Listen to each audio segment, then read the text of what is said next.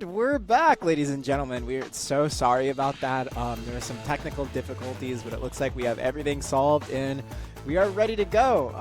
Yeah, I guess NA Aura just a little too strong. NA Aura just too strong. Well, we're gonna have to see if that's true, but you know. True. Hey, listen, remember we're up 2-0. We're up 2-0.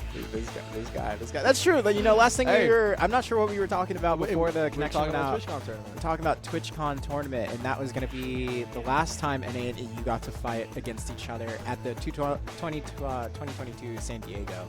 And that was Divios, Flannels, Ronald J versus Zetanoob, Oikir, and Sax. Yep. And that went on to Game 5. That's right. That was like the last thing we were talking about. Divios had like an insane wraparound on the Runes of Soul map. And it was neck and neck. But at the final second, like some tearing arrow shot came from Flannels or something off to the side. Divios spiraled through, got a double KD. And it was like an instant, like, crazy moment. It was a crazy moment. You guys can, of course. NA clutch factor, man. It was something EU clutch. doesn't have. Struggles with it a little bit. Well, we're gonna have having so much fun today. I hope people are splicing everything you say. So like if they make a montage of EU winning in the future, they'll like put your sound. Someone's got to make that. If it happens, it happens. I can say I wasn't in the tournament. If it happens, it happens. Absolutely. Now, of course, if you guys do want to watch that TwitchCon San Diego VOD, it is still actually in our highlights on our Twitch page here. If you want to go ahead and check out the history of that. But yeah, different things are going to happen this year. Of course, there's going to be different teams involved, and I am very excited to check it out. But before we get ahead of ourselves, earlier this week, we had a little event survey asking our players who you thought was going to win within the brackets leading up to it. And we actually do have the data available for the vote percentages, at least on the NA side. So let's go ahead and check that out real quick. Let's see. We had 9% of you voted for Vanguard, 8.6% of you voted for APM Maxers, 8.2% voted for Nuclear, 6.9% voted for Requiem, and 6.35% voted for Free Crons Please. And the thing is, I'm pretty sure the only one on this list who made it through the preliminary bracket was Requiem. Yeah, you know, that's the thing about tournaments. You can have tournament favorites. I think a lot of people, especially even a lot of the teams competing, were expecting APM Maxers to be the hardest team for them to fight in the tourney, but they ended up getting knocked out early, along with a bunch of other teams. So things happen, but that's what makes tournaments exciting. Of course, and one thing just to note for anyone who guessed correctly for this little survey, it would yield them 1,500 Cron Stones. While incorrect guesses, you'd still get something. It'd still be 500. But yeah, it looks like 6.97% was for Requiem here. Before we get ahead of ourselves as well, make sure you guys have your Black Desert accounts tied to your Twitch drops, because we do have drops today, which will include, but is not limited to, 50 magical shards and 500 Cron Stones as long as you watch up to 60 minutes. I got it open on my phone. I'm ready to get some drops. He has it open on his phone. I mean, I have it open up here too, of course, because, you know, I gotta get those Cron Stones. Gotta get those Crons. You gotta get those Crons. But yeah, ladies and gentlemen, how are we feeling today? I'm excited. We have a lot of matches going on, and it should be a good time.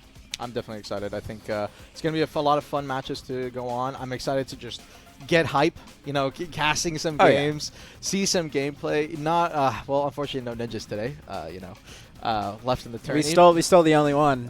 We took him and brought him on the desk. Listen, man, but we do have some Kuno, and I love watching a little bit of Kuno. And that's right. Yep, that is going to be a fun one to watch. Wait for the Kuno. We have Vert on Kunoichi. Vert on Kuno.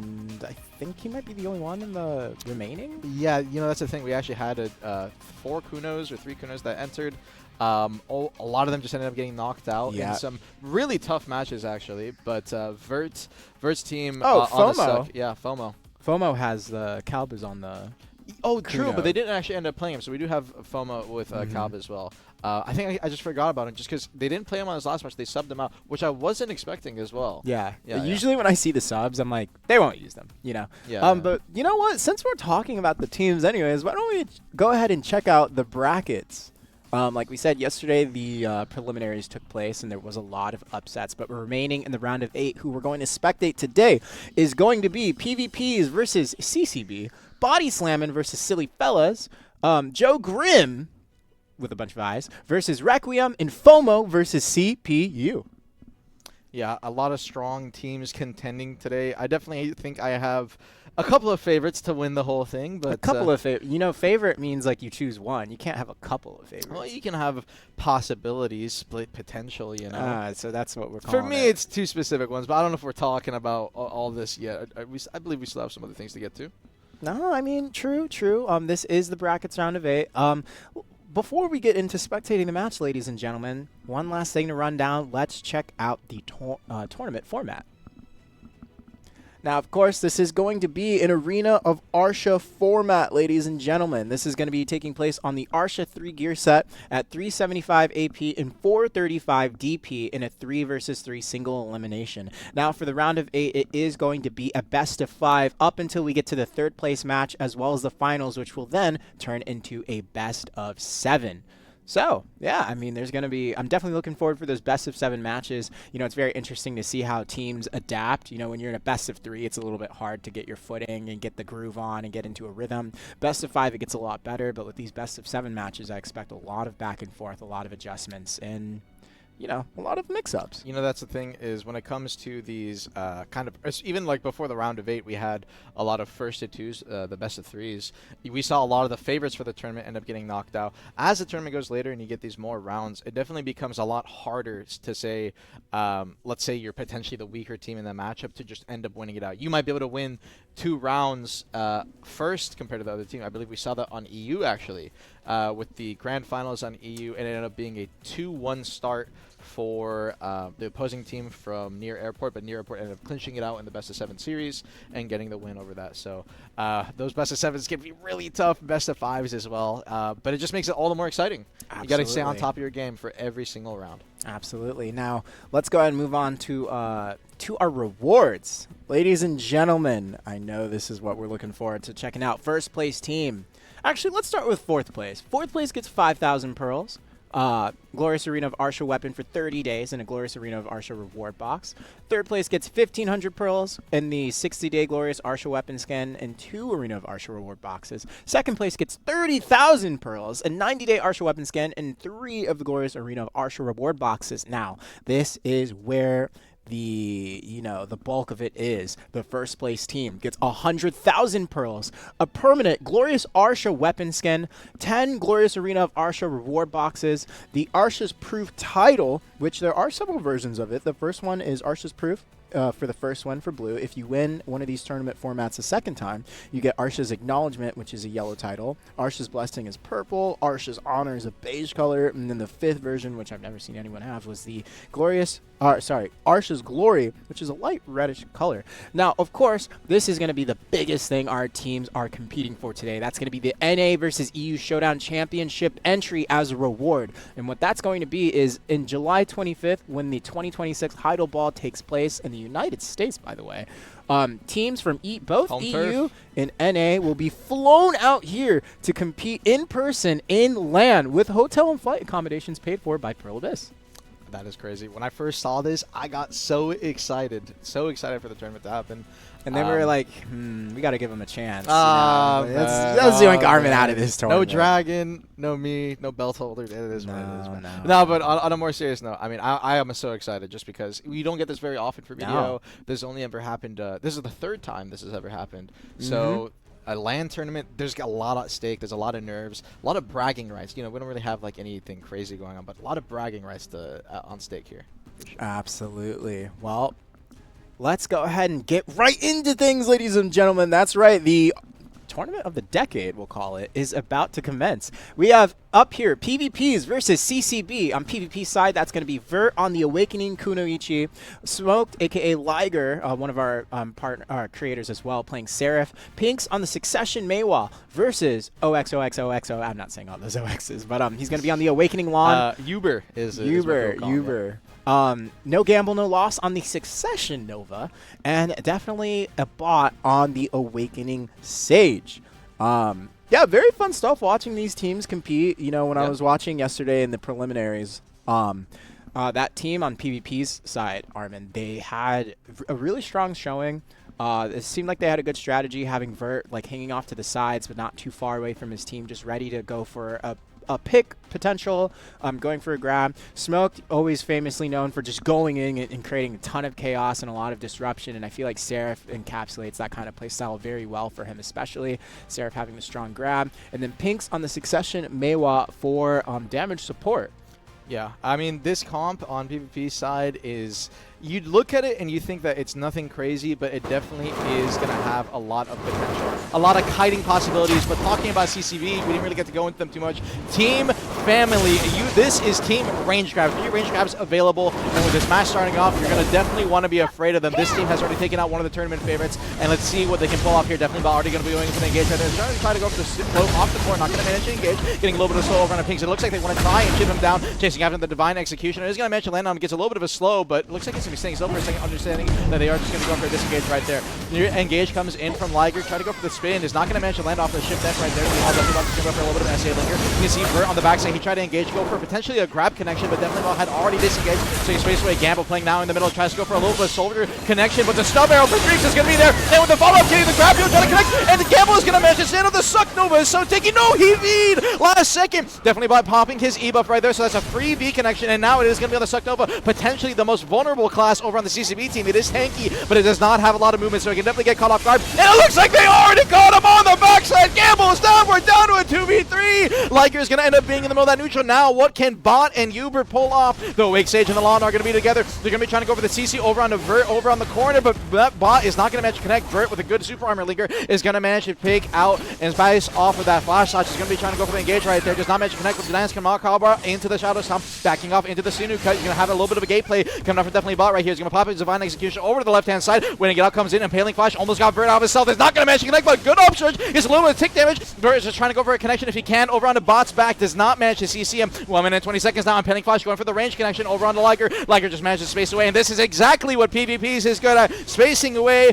paying their time, and playing for that HP advantage. They don't need to go aggressive. They can just space and try to chip them down slowly. It is like fish in a box. They are stuck here. There is nothing they can do, and they are just surrounding them. Coming down flash side, trying to connect on Uber. Gets a decent bit of chip damage while he's in that Salpuri. Trying to go for the Grave Thunder. He's going to manage to connect, and Uber ends up dying standing. Doesn't even have a chance to V. Bot down to 33%. Pops his V. It's a 1v3, and that is going to be the first round heading over to PvP's side. I doubt that Bot can manage to pull this back, but maybe there's a chance. 40 seconds left. Can he pull it off? I don't know about this one. It looks like they're either just stalling for buffs. Oh, very actually being put on the ground in V off to the side. Definitely not a bot. Caught by Pinks. There's a Red Moon, and he is deletemified.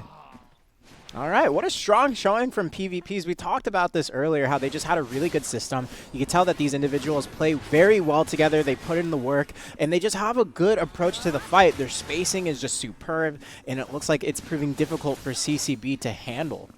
Yeah. Did I say fish in a box? You did say fish in a box, and I'm like, that's a new one I haven't heard before. But you know what? No, you can't. Hey, you're Hey, Rap God. I see Twitch chat complimenting the casting. You're talking so fast, faster than some of us can think. I don't even blame you. Sometimes you just throw out a phrase and you hope it sticks. Yeah, and now let's get into the second round. Starting it off, it looks like Team CCB wants to play around this corner and try to go for this clump, but that's the problem. Team PvPs has really good kind of range, engage, and chip damage potential. You have Tendon Cutter coming out from Vert on that Sakuno. You have Stub Arrow on Pinks, so you go for the range CC, and you can punish Stub Arrow. It is unprotected, but it's so fast, and the engage options for CCB are mostly like kind of projected. Impaling Flash is definitely seeable as long as you can manage to connect onto it at first. It looks like Liger is just playing really far back. He's willing to wait and not get caught off guard by the Sage potentially, and just kind of playing spaced range. It looks like we might be having a bit of a problem here. It seems like all the players are waiting for a second. Aura farming? No, I think potentially we might have like connection issue from other players or something. Both teams are going to be honorable here. It seems like we have the round paused as well. Looks like we have some issues with BSR. We're going to go ahead and we're going to be doing a quick little wait out. And I believe when they start this next round up, we will see that the score is going to say 0-0. But it's still going to be 1-0 for PvPs. Yes, the side is still going to be 1-0. So let's take this as a chance to talk a little bit about the match where we have a little bit of a break, because it ended up going so fast into the game we didn't have a little chance to talk a little bit. Team CCB, if you guys don't know what these guys are, it's Team Family. It's a guild over on the NA side if you guys are EU viewers. And this team actually in Guild League was the second ranked team in Guild League. So a lot of strong players. They also have a strong No Gamble No Loss, by the way, was the Masterclass winner. So Yes, like, they have no very strong teammates, or they have like a history of showings. Definitely not a bot, having AOS ranked 1 on Sage. Rank 2. Rank 2. Rank 3 overall, and he was top 4 for Masterclass as well. So a lot of PvP history on these individuals here today. And if you don't know Uber, the lawn player, he doesn't really do a lot of like PvP content like that, but incredibly geared. I believe he is hard cap. I remember he is 4 deck armors. Dude, I remember back in the day when I could only dream of grinding Ash Forest, I would always see Uber there. Just grinding away like all day long. This guy is the most possible gear you can have in BDO. So definitely plays the game a lot of experience coming into this team. But Team PvP is playing it well. This is the thing. You may have all the experience, you may have all the playtime in BDO, but when it comes to PvPs, it is a lot of PvP in tournament experience. Vert alone has competed in tournaments over the years since this game's release. He was the original Arsha weapon holder for Awakening Maywa, and this was like years back. And then, which is funny because now you have Pinks on his team who's playing Suck Maywa, and Vert is on Suck Kuna. So a lot of years has passed since then. And Liger, also a long-time Warrior player who has most recently rolled to Seraph. So a lot of experience, and I'm curious to see what CCB is going to do to try and kind of adjust their game plan going into this. Because right now, it does seem like they want to play this kind of passive style, play behind the pillar, play for the spacing. But if they play passive versus PvP, PvP has like the intentions of not playing passive, going in and causing a lot of disruption. And if you have in your mind... I don't know about that, because I think that PvPs is okay for waiting for that last minute, because they will just win off of HP damage. That is how they ended up winning their matches yesterday, actually. Oh, versus, it was... I don't remember the exact matchup. Not Emerge. But I mean, it is just something to keep in mind. They want to play for that chip damage. Suck Kuno E-Buff is known for having so much chip DPS. Suck Maywalk has a lot of chip DPS. Yeah. And the Seraph doesn't have a lot of chip, but it does provide a lot of mobility so that she can't get caught. And a crazy grab, too. And a crazy grab. A crazy grab. You might not have a Maywalk grab, but you have a Seraph grab, so it kind of makes up for it. That makes up for it. It makes up for it. That's like worth 3 grabs, honestly. Yeah, so I'm curious to see what CCB's plan is going into this next round. How are they going to counter that? Any ideas, Etsu? Honestly, I actually don't have an idea for this one. I don't even know how you would approach that fight on CCB's side. It is a little tough. It's tough. Yeah. Like, honestly, I feel like going into this, at first I was thinking, well, Succession Nova, you know, that wall, having the pawns trying to interfere with anyone's combos range grab. Get caught. The range grab is really strong. But I feel like as long as you're aware of that and you're able to avoid that pressure from the Succession Nova, it's actually very hard for them to do anything. And especially if PvP ends up splitting apart CCB, that Succession Nova doesn't have a ton of mobility to get back to the fight fast and back up their teammates. So they're going to have to play close together in a way where they can support each other. But it might, honestly, I think it's really tough for them. PvP is already showing that they're playing very well today together and with a clear system. Yep, they're super coordinated. I think if I was going to approach this fight from CCB's perspective, I think the game plan that you need to incorporate is that you understand that this Nova can be left on an island, so you definitely need to move with him. But the main thing is that you still have Sage mobility and a lot of kind of offside potential. If your Nova's playing on your center and the Lawn is playing on the left and your Sage is playing on the right, they will have to choose a target, and then you're going to have 2 range grabs specifically kind of going for options from that sideline. So I don't think it's a bad idea to have the Nova play a little bit more aggressive, and if they want to go for him, well, the Sage can go for pressure. He can potentially pressure out the Maywall, and then the Lawn can go for grabs on the Seraph if he comes in. But that is one thing that is really annoying about the PvP's comp, and specifically, how do you keep a Seraph from engaging into your team? You know, on some classes, you can kind of space them out, like let's say a Suck DK. Yeah. If I'm pressuring you out, at a certain point, you might get pushed out a little bit, but it is a little bit hard to do that for Seraph just because she has so much mobility. It's just so tough. It's just so tough. No, it's definitely really tough. And PvP was doing a good job at pushing off the Awakening Sage at the start, too, and hanging off to the side. Because like you said, CCB kind of, they like to play off to the side from each other. But then that gives openings for someone like Vert to try and cause more disruption and separate them even more from the main pack. So they're going to have to try and deal with that, create like sort of a push-pull situation where you're aware that the Kunoichi is there, try to push them off to the side, but not so far that you tunnel vision on them and then you're too separated from your team. So once again, the score is going to show on top of the screen here in a bit as 0-0, but oh, it is 0-0. Oh, but it appears that both teams appeared to reset the whole thing. Okay. Instead of it being 1-0. Yeah, they're agreeing to a reset. It seems like we may have had some technical difficulties for the players as well on the first round. So it'll be 0-0. Okay. Let's go ahead and check that out. We're about to go in the game in a second here. Awesome. 10 seconds out. Any final predictions, Etsu? PvPs. PvPs? PvPs is my my vote. Let's get it going. So we're going to be starting off.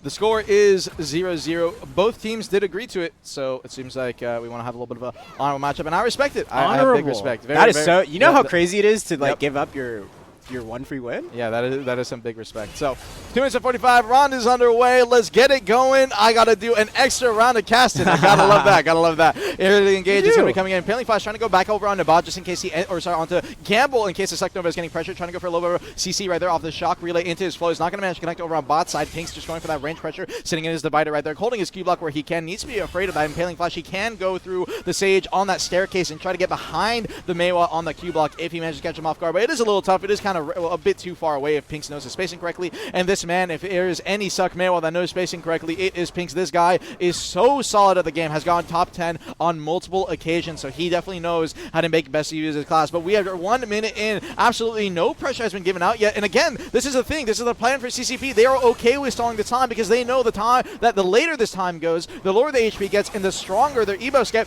They can just win off of chip damage. They don't need to engage into. This is going to come down to CCP trying to engage into PvPs and getting potentially a catch. So 1 minute 45 seconds. Time is getting lower.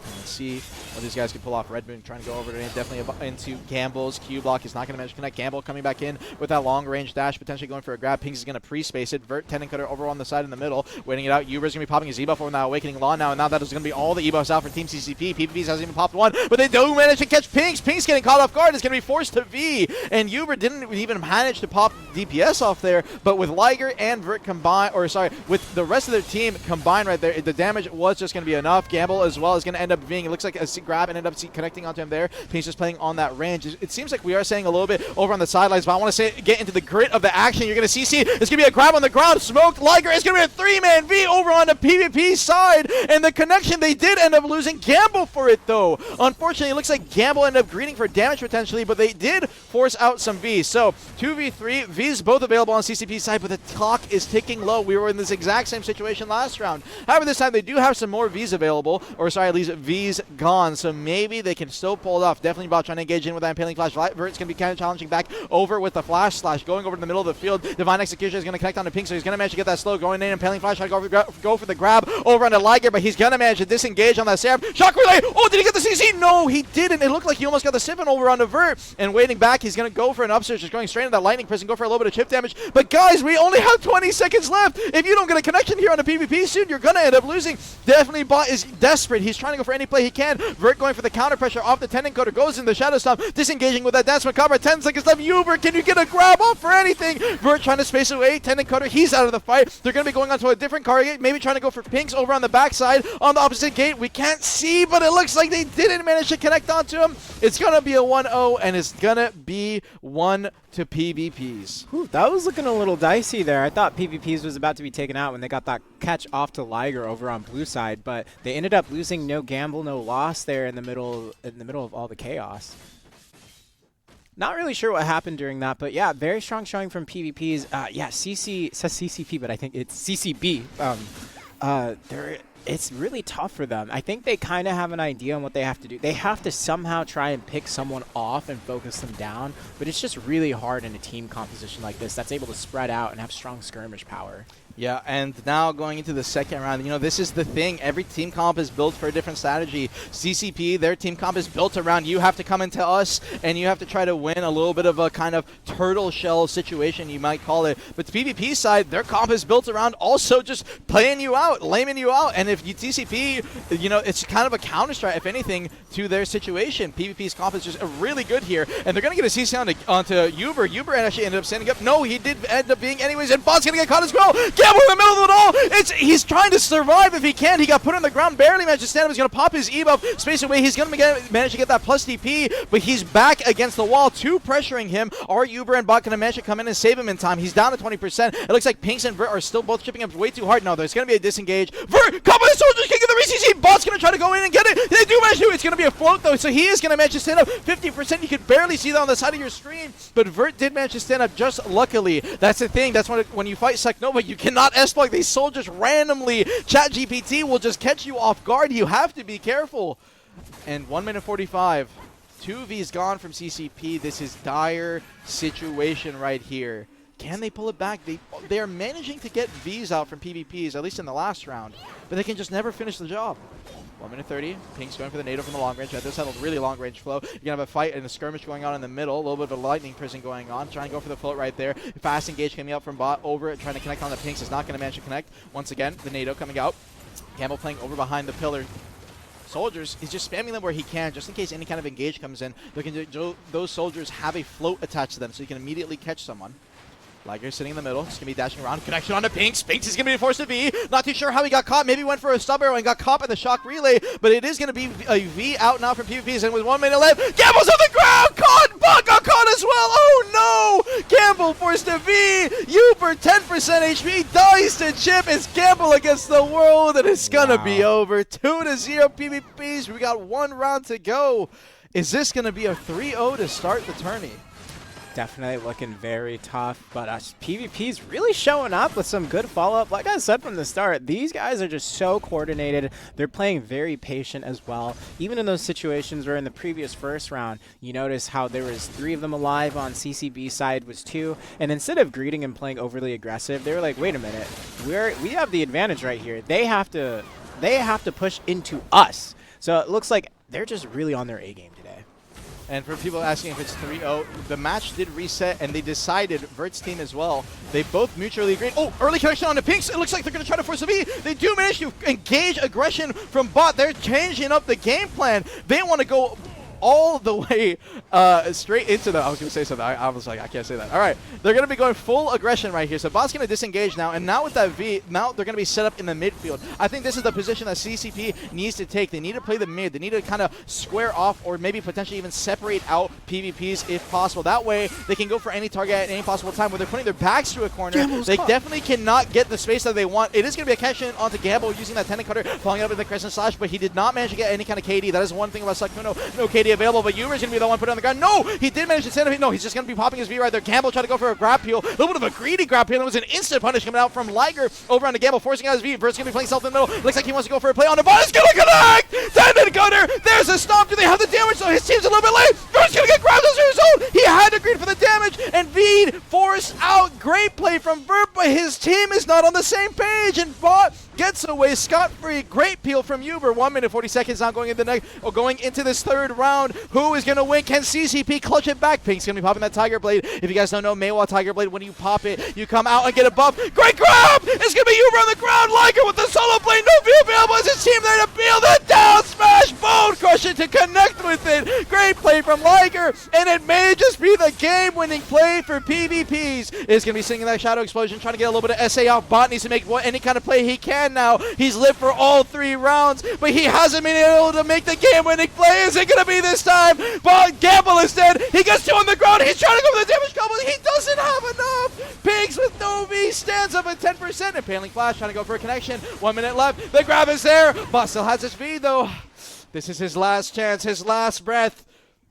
I fear that was his one chance to get a catch. Coming in. He gets grabbed. It's over. PvP's 3-0, knocking out Team Family. Woo, what a good first match so far. First match. That was crazy. Now, PvP is, like we said, showing up strong, has good in coordination. Some things I noticed from the CCV side, just some very ambitious grabs, I noticed. Grabs were in the middle of all that chaos, might be way too risky to go for, and I feel like those little things kind of add up over time. Definitely not a bot. Definitely not a bot, by the way. He was doing a good job staying alive every single time. Rounds, he was the last one alive. And in that final one where Gamble went down, he almost got at least one took one person with him. Yeah. But unfortunately, it did result in a loss. But hey, what a good way to start off the evening.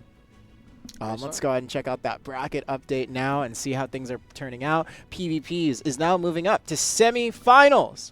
And next up, we have BODYSLAMN versus SillyFellas. Yeah, this should be a good one coming up. I'm excited to see. We got C-Zane. We got C-Zane on the Archer. We have Kazad on the Awakening Musa and Axelton on the Succession Megu. And they were doing really good yesterday in the preliminaries when I watched them. They were actually fighting like a team that I assume would have done very well into them because they were very engage heavy. But C-Zane was doing really good at just dumping damage from range, obviously Archer, but he was doing good at handling the aggro whenever anyone was trying to focus him down. So definitely interested to see how they play into BODYSLAMN. But yeah, let's go ahead and move forward with Take things. a quick look at the matchup. Let's look at the matchup, ladies and gentlemen. Do we have the matchups ready? We're waiting here in a bit. Well, while we're waiting for the matchups, we can talk a little bit about SillyFellas, at least for the members that I do know. Yes. Archer. This is going to be, Archer. I believe, the only Archer in the NA tournament. I don't even know if EU had an Archer. But Archer is a bit of an interesting class to come into a 3v3 tournament. Oh, yeah. Traditionally a large-scale class. But going into this one, it's going to be playing in the small AOA. It is extremely protected. Yeah. I'm not too sure what it can manage to pull off here. I don't know. Well, the interesting thing about Archer is it could end up being one of those classes where you're potentially the aggro magnet. Magnet? Oh my god, I don't know what happened there. My brain. But technical yeah, difficulties on production. Technical difficulties wasn't me. But it's, you know, if he's obviously expecting to take a lot of aggro as an Archer, but depending on the Archer player, especially if they're good at kiting, they might be able to stall out long enough in order for their team to pick off opponents one by one. Yeah. But again, that's still like an unfavorable position to be in. It's really tough. He doesn't really have any. He doesn't have a single peel on his team. This team, I have it in my notes. No grab. This team has no grab. It's Archer, Awakening Musa, and Succession Megu. But they have a ton of range damage and pick potential. A lot of range damage potential. And I saw that in the preliminaries last night. That range damage was no joke. BODYSLAMN, once we get the teams on the screen, you guys will be able to see it. But BODYSLAMN is going to consist of DBM, Llama Speed, and Into. And that's going to be DBM on the Awakening Warrior, Llama Speed on Sage, and Into on Succession Lawn, I believe, or Awake. I believe he is on Succession. He is on Succession Lawn. Got it. And I think their sub, if they choose to use them, is Oi Oi Han Han on Succession Dracania. Yeah. And then do we have that matchup available? Take a look at the other side as well. Yep. So here we BODYSLAMN, are. DBM on the Warrior. I believe he is also in he has won the Adania throne a couple of times. We also do have Llama Speed on that Awakening Llama Speed Sage. was ranked 80 overall in Season 6, and he was in the top 4 for Master Class. Yeah, he has also played a couple of classes, not just Awakening Sage, and Into, which I believe traditionally plays Succulent. I'm curious if he's playing Awakening in this tournament, but overall this team does have a lot of PvP experience on them, just like CZane, QZad, and Axelton. And if you guys are not sure about Axelton as well, it is going to be on Megu, long-time striker player. Yeah. Actually, surprisingly. Yeah. No, I was surprised to see him on the Wagyu, actually. And talking about QZad, if you guys are not familiar with him, long-time Musa player. I've seen him in a lot of Node Wars, a lot of large-scale. Definitely also be playing a lot of AOS. I've seen him a decent bit. I don't remember if he ended up playing Suck Musa at any point. I think he has primarily been an Awakening player. But I'm very familiar with all these names here. In my personal experience, I do think that SillyFellas has definitely a lot more kind of large-scale experience there, whereas BODYSLAMN a lot more on the small-scale side. Especially from DBM. At least, yeah, especially for DBM and Into Llama Speed. I have seen him also in a lot of AOS, but I think he's kind of a versatile player, does all the forms of content. So yeah. No, pretty much you covered pretty much everything I want to say. Yeah, it's going to be an interesting matchup having that Awakening Sage, Lawn, and Warrior. I feel like their plan is definitely going to be focus the Archer down. I mean, their classes are kind of designed to do that kind of gameplay loop. So we're going to have to see how this plays out as we get the match ready here in a bit. Just give us a few seconds here, folks. But how we doing today, chat? How we feeling so far? How's the we had the first match going. How about we talk a little bit about how this matchup is going to work out? Warrior, Sage, Lawn, Archer, Musa, Megu. So I mean, like I said, I feel like that their first target on BODYSLAMN side has to be the Archer. Oh, you mean on SillyFella side? Yeah, on CZane. Definitely, I think it can be the Archer, but or the Musa. I think it is actually going to be really hard to run down anyone over on SillyFella side. I think if anything, you're probably going to want to look at the Musa and try to chip him down if possible. Yep. The thing is that the Archer, he definitely has a lot of kite potential and enough stamina to kind of space you out. The Warrior doesn't really have that kind of consistent mobility to keep up with him. You do have charging thrusts, you do have things like Frenzy, Dash, your Solar Flare follow-up, but that's only going to fall with the Archer for so long. long. I think it's really going to come down to Into to kind of fly around, keep the pressure on him if anything, and Llama Speed using Impaling Flash. DBM's job in this instance, I think it's going to be really a lot of kind of counter support, give a little bit of appeal to his team if possible. Look for grabs on the Megu on opportunities where he can, because that Megu, if it is Axelton on an Awakening Megu specifically, it is going to be a lot of engaged potential, and you can definitely catch Llama Speed off guard. That is kind of going to be Axelton's primary job, going for those FG punishes on Awakening. But he was on Succession yesterday now. If he is on Succession, he definitely is going to have a lot of range CC potential, pressure potential, but I don't know how good that'll do in a matchup with Awakening Sage and well, the other Warrior issue is you definitely have a lot of SA potential right there. Yeah, but if he does go Awakening, the problem is like the stam over time versus a Sage, Lawn, and Warrior. That might be really tough versus like having Succession, having the clone swap. The thing is here, if BODYSLAMN doesn't find an opportunity to like check CZane a little bit, like you said, Into should try and like keep pressure up around the map with flight. We saw yesterday whenever CZane was able just to sit back in the center and throw out damage, it was deadly. It was not sprinkles of damage. It was a lot. So I'm gonna have to hold you off there, Etsy. I believe we are just about ready to go into the games. Any final predictions? Predictions. I don't know. I'm gonna vote BODYSLAMN. BODYSLAMN, all right. Let's see if Etsu is going to be correct here. I do think that BODYSLAMN has a very good chance and kind of a lot more traditionally strong comp compared to SillyFella. SillyFella essentially has one win condition and one win condition only. Get a punish on a grab or win off of HP. And it might be really simple, but it's going to be pretty hard with CZane early put on the ground, greeting the FG, and it's instantly going to be the lawn, the Succession lawn actually, catching him off guard right there. All E-Buffs popped out from BODYSLAMN's side. CZane coming out of B, DBM immediately on top of him. He's trying to space away. DBM is going to be looking for the grab where he can. Llama Speed immediately on top. A Impaling Flash trying to go for it behind him. CZane on the front guard. He's down to 10%. He tries to go for the shotgun, getting a little bit of front guard where he can, but he's just going to end up dying to chip. Did they manage to get a CC? It looks like DBM maybe got put on the floor. Down to 30%. He did stand up just in time, though. Llama Speed is also getting chipped out. This is so much chip damage. CZane actually might end up surviving the peel. You're going to have the Succession loss sitting on top of them. Now Llama Speed spinning in the middle, trying to survive Axelton's Succession Mega range pressure.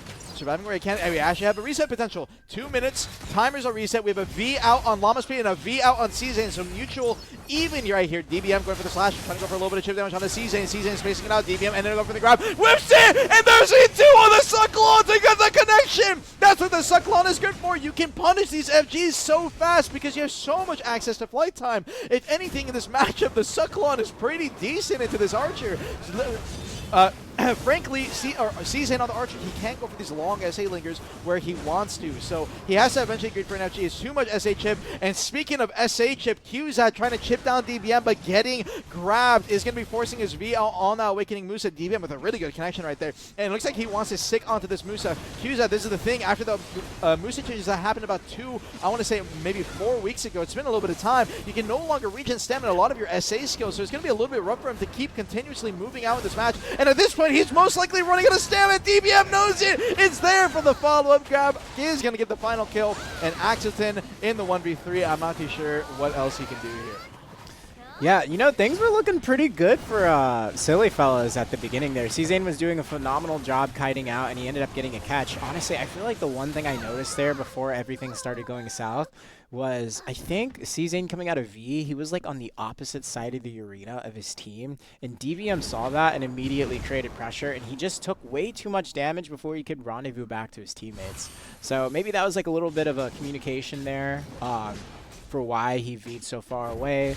Maybe something was going off on the other side for why that decision was made. But I'm not going to count SillyFellas out of the woods just yet. They were playing that first part really strong despite how bad things were looking, and they were even getting some opportunities to bring the fight back. So let's see how they adjust moving into round 2.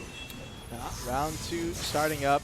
Let's see, how can CZane pull this back? Righteous Smite. Dang, that's a lot of damage. A little bit of chip damage. 20%, yeah. boom. You know, this is the thing.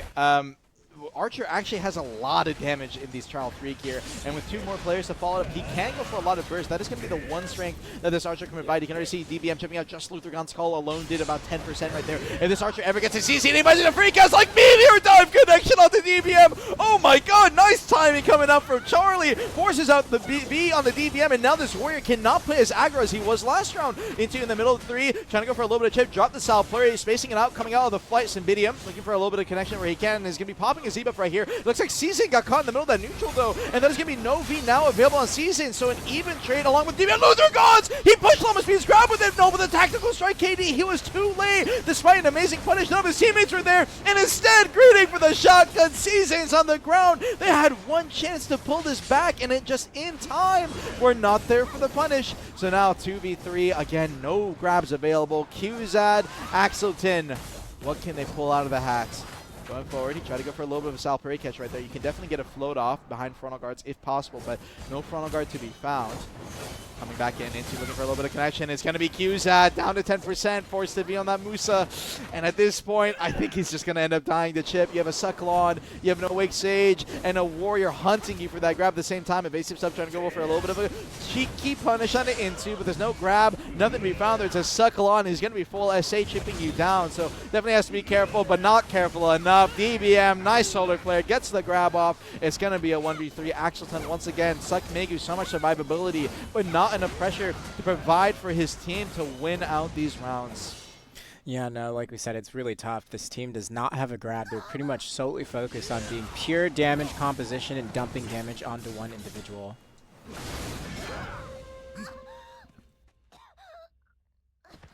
And yep, that second round is going to go to BODYSLAMN.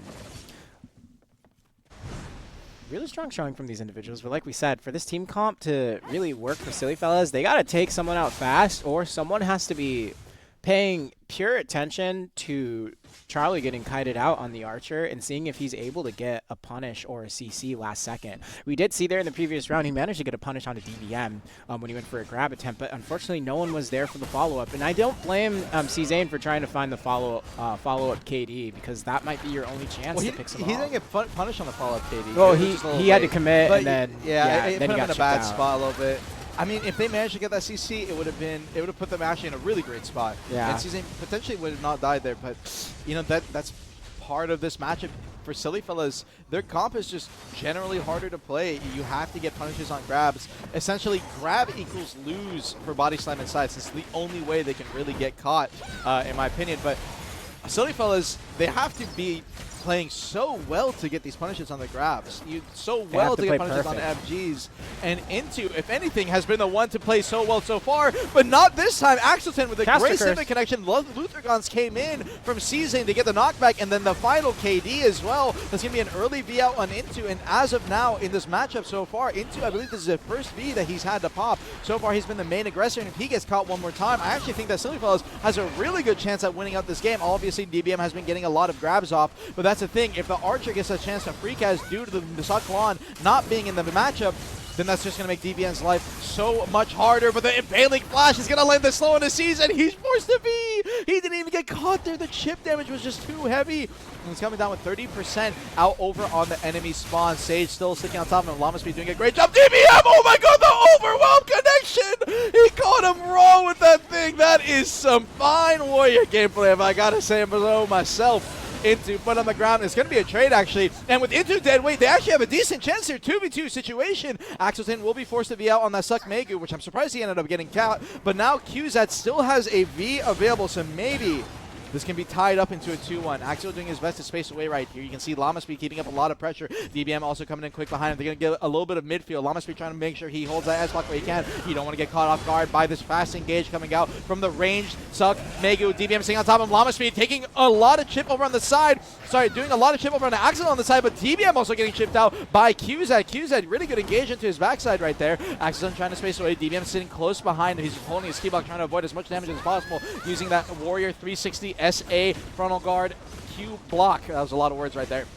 Playing Flash trying to get in the middle. He goes for a little bit of a shock relay, connecting into a float. Axelton goes for a CC on a DBM. He did manage to get the Civic. QZAD! You could have punished it with the KD! No, he was just a little bit too late. Maybe he didn't see it. Below the belt, connecting Eradication over onto DBM, taking a little bit of chip damage. DBM trying to go in, overwhelm straight into the slashing. That was a punishable cap, but no one was there in time, and we're down to 20 seconds. It's going to come down to chip. Right now, SillyFellas is losing. They have to aggress if they want to potentially win this. DBM is going to be the one to aggress, though. Does he know that they're winning? He doesn't matter! He doesn't care! Great connection! He got the stepping in the crowd to boot it all. DBM showing why he is the GOAT warrior. My man with the great CCs. Holy body slamming, taking it 3-0. Nice stuff. Yeah, I kind of have goosebumps. That shot calling was like on point. Yo, DVM, by the way, he was on lock. He was like solar flare, boom, get that raw overwhelm. That was a crazy match. And like we said, while SillyFella does technically have a chance to win that matchup, they have to play so much more perfectly compared to BODYSLAMN in order to take that win. And BODYSLAMN just coming in through. They were full gas, no brakes, and they took the win. Why don't we go ahead and check out that bracket update now and see how things are looking like. That is going to be, our next round is going to be PvP versus a BODYSLAMN here in the future. But moving on, we will be doing Joe Griiiiim versus Requiem.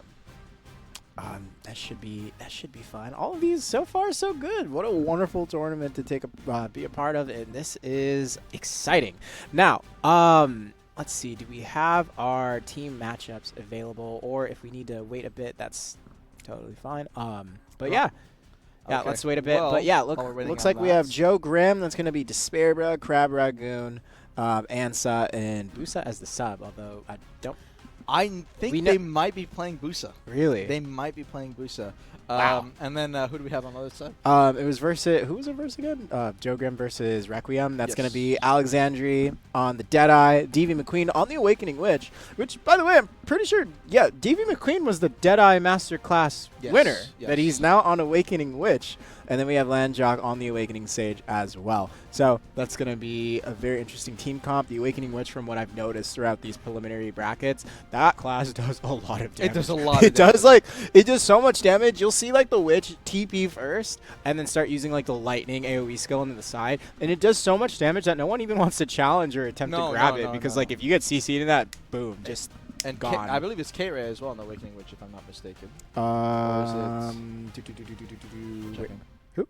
Is it K-Ray on the Awakening Witch, or who do we have? Let me see. Forgetting the exact matchups. But that is the thing about Awakening Witch. We did have K-Ray playing in the tournament, who I know is a really strong Witch player. Pretty sure, yeah. Yeah, but I mean, the thing is that I actually am pretty afraid of fighting Awakening Witch even as a short sword. Same. Because you have a lot of cooldowns to get a pressure out, and then you have to go for the grab right there. And then you're getting slowed in the process. Yeah, but the thing is, we do have a Valkyrie on the other side, so that will just provide like a lot of save potentially with those SA heals, the PA, help your teammates get up. But I don't know how much that's going to do into this team. This team has just so much raw damage. I think if they might poke out the Valk. Well, it's not even just that. If you try to wait for the Valk SA heal to come in, or any of this kind of peel potential with the PA, I think you're just going to die before it connects. Yeah, potentially. So we'll see. Let's take a look at the matchups just to make sure. No, it is going to be DV McQueen on the Awakening Witch. Sorry. So Alexander, DV McQueen, and Landchalk. And DV McQueen, yeah, originally a Witch player, but this is the thing. Alexander and DV McQueen are both actually Deadeye players, and they have both, I believe, also tried Scholar. So a little multi-classing coming out from these two. They've been playing together for a very long time, multiple AOS seasons. They've been teammates and opponents. I was going to say, you know how much that helps with synergy? Like, you played that class, and then you know exactly how your teammate on that same class is going to play it, which I feel like it showed throughout the tournament how well they played together. Yep. Quick thing, it is Busa being subbed in on the Awakening Awakening Ninja. So we have an Awakening Ninja in the tournament. I'm so excited. You won't believe how excited I am. Well, we believe you. This is the thing. Busa actually was originally, he was hopping around between like when I met him, he was a warrior. Yeah, he was a long-time warrior player. A lot of people, you say Hans is the GOAT warrior and all that stuff. Busa was one of the only warriors back then that was able to compete with Hans. And coming into this, he's full rolled. He's on the Ninja now, and he has been hopping out through between a bunch of teams before this tournament started. Not sure who he's going to play with. And he ended up with Joe Griiiiim playing with Despairbrug and Ansujin. Originally, this third was Forest Hunter, so they had to suck Musa. But now they have an Awakening Ninja, and I think this comp is actually pretty good. This is a strong comp. This is beefy, tanky, good catch potential, and just Ninja being thrown out there in the middle of the team comp just makes it... it's going to be tough for Requiem to deal with. But Requiem has a ton of damage, too. They're damage focus, Awakening Sage, Awakening Witch, and Deadeye. So let's just see how this is going to face off. I want to say it. Who do you think this goes to? I think that this is going to be a close game. I think that this is. That's what I'm saying. I don't think I can definitively say who's going to win. We're gonna have to see round one how the gameplay styles are from both teams. But I almost want to say at face value, I'm gonna say Joe Griiiiim. Yeah, I'm going to vote for Joe Grimm as well. And it's not biased because That is there's biased. a ninja. That is biased. But keep in mind as well, we also do have Lanchuk over on Requiem's side. You know, you talk about Divios, you talk about Smite World Champs. This guy is a Fortnite, not a World Champion, but a long-time Fortnite pro, actually. Swapping over to BDO, so a little bit of pro gaming in the BDO scene, you know, with a couple of players. And I'm curious to see what Requiem can do. Lanchuk does have a lot of PvP experience on that stage. He also is a long-time Ninja player as well, so he's going to know how to counter out Busa and a lot of his gameplay strats that he wants to go for. So I'm curious to see what kind of gameplay we're going to see from him, being the only grab over on Requiem's side. 30 seconds already down to the round. Even McQueen going to be spacing out with that double TP. Despair, bro, just going to be getting his pre-buffs in the middle. We already have Busa popping his E-buff early on that Awakening Ninja. I'd love to see it a little bit later. Despair, bro, popping his buff on the Awakening Valve. Vacuum comes on the middle. Lanchuk's going to be stuck in the middle bit. You can see a little bit of chip damage. And Joe Grimm full stacking. Requiem are just going to disengage. They're not caught out by anything going in with engaging with the Hassid. Even McQueen sitting in the middle. Answer tries to go for the grab. It's going to connect. It's going to be the Witch on the ground. Can to get the follow-up damage. Team's trying to come in. He's actually going to get put on the ground as well. Answer caught off guard. And it looks like Demon McQueen does manage to get her V forced out. So Busa trying to pressure out Lanchuk right now. Goes for the cutthroat straight in the top. Looking at that Q-Sash for a little bit of an SA linger. Tries to grab the end of that SA coming out from Lanchuk, whether it was just a little bit too late. Dashes forward. Ninja Zip goes straight into that blade spin right there. Lingering out is going to be C-Swap. Goes back to his Awakening. He's going to be pressuring him out. Meanwhile, we're over on DB Queen's side. You can see on that Awakening Witch with no V available. Trolls that Q-block behind the pillar, trying to survive where he can. Busa's going to be the one to get the catch, though. Puts him on the floor. It's going to be Lanchuk caught out. He's doing such a great job at keeping this Awakening Sage from the game. And the grab to boom blocked him. He waited out the full take.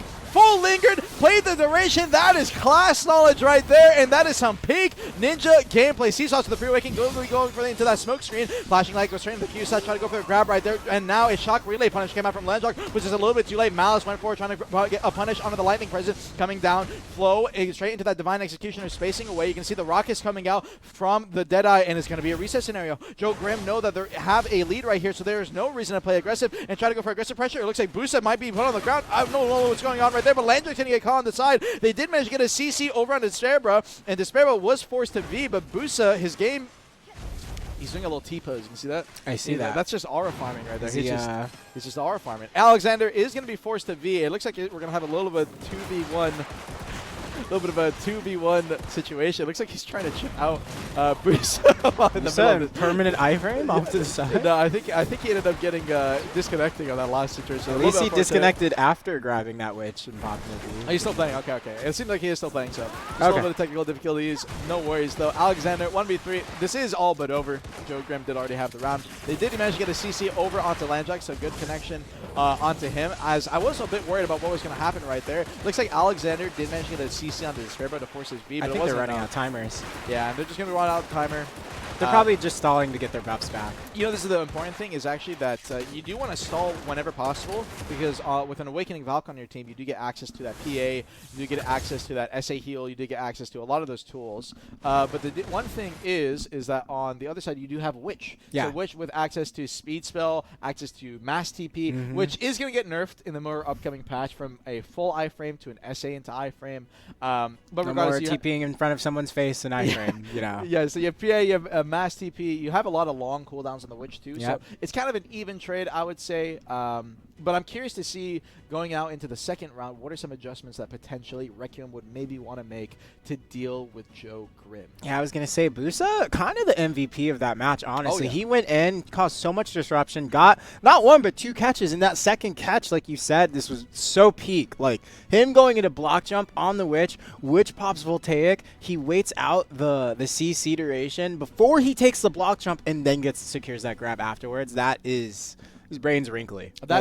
His brain is so wrinkly for that one. That is crazy. Yeah, wrinkly brain. Yeah. I mean, it's class knowledge, and that is one of the most important things that you can have as a PvP player. It's not just knowing your own class; it's knowing other classes as much as possible, especially on a class like Ninja, a short sword class. You already have so many tools available to you in your kit, but the main thing is that can you actually make use of them? And the best way to do that is by knowing what is your opponent's gaps, what are my actual timings that I should use these skills, and not just kind of spamming your skills willy-nilly wherever you can. You know, playing very intentionally. Intentional gameplay. Yeah. Requires reading, reading your abilities. Requires reading other classes' abilities, and sometimes even playing them a little bit. But when you do that, that's when you guys, if you guys are ever wondering, like, wow, how does someone play at this level and know these things? Unfortunately, you got to put in the time. There's no cheat code to it. There's no spamming mindlessly the same match over and over. You actually have to learn it. And Busa coming out through the gate, showing exactly how much time he's put into the game. And I'm now going into the next round. What I think Requiem need to try and kind of adjust here to deal with Griiiiim's comp.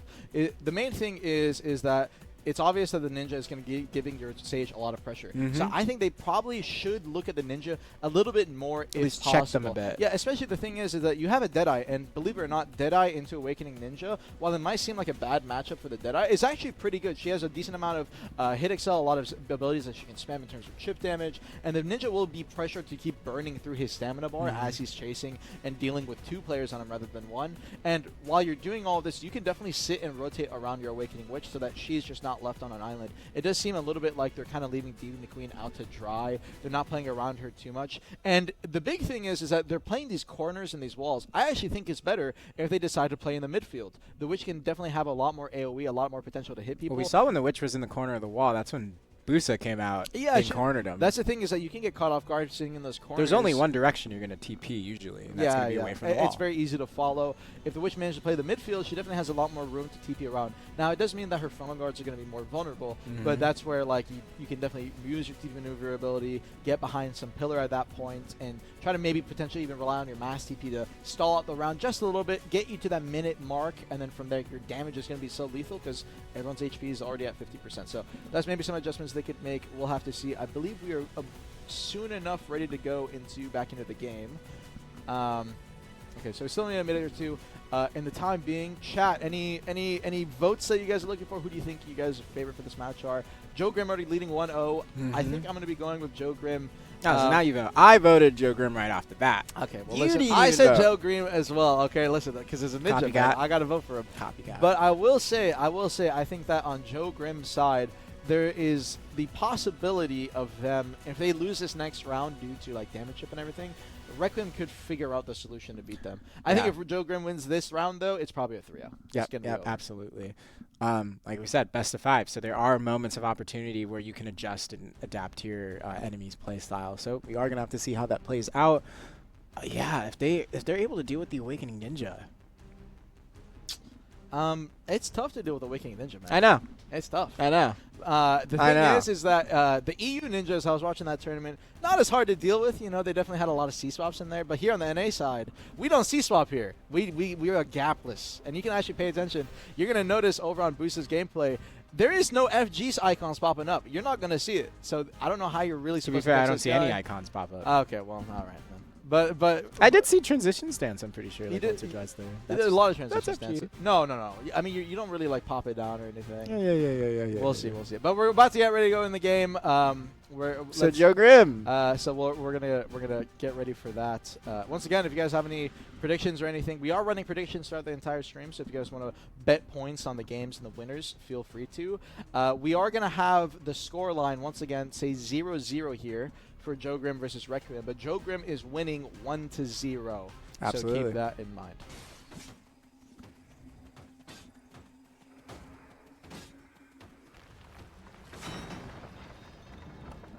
And all right, here we go. Let's get it underway. Match starting off. Looks like everyone's just content with playing this out right here.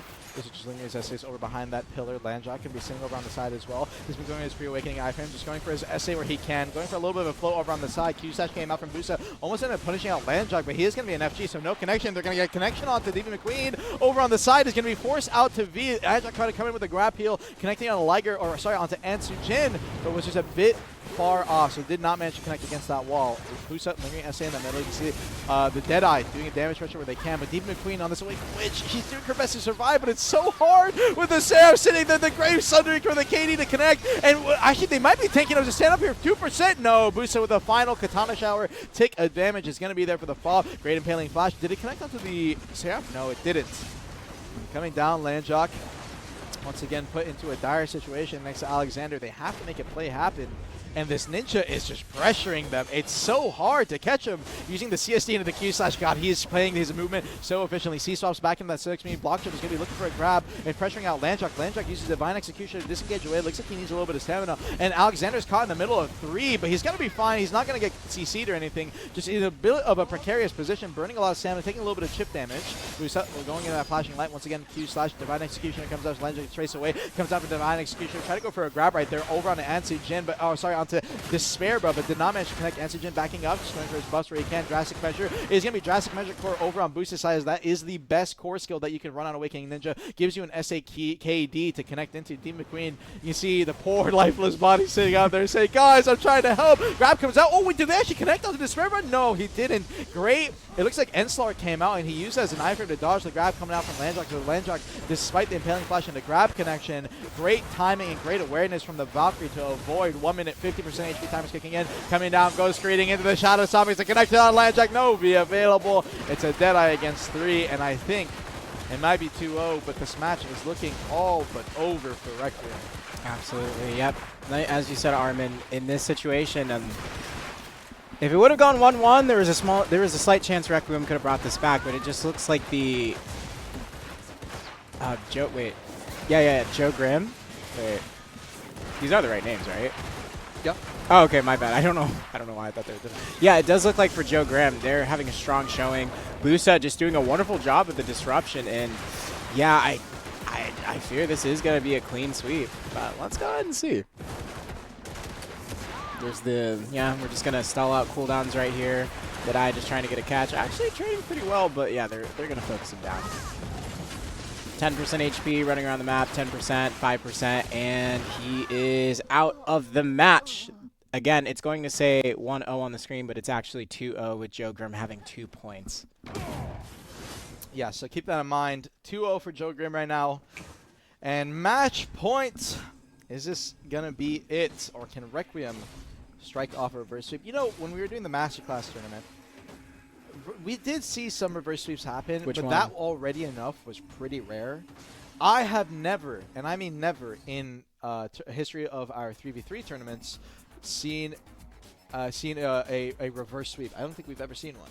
So, by the way, we did have a disconnection over from Busa's side, so we are going to we are going to get things situated here. A little unfortunate, you know, it's the Ninja internet connection. It's just too laggy, bro. Keep it everywhere. Keep it everywhere.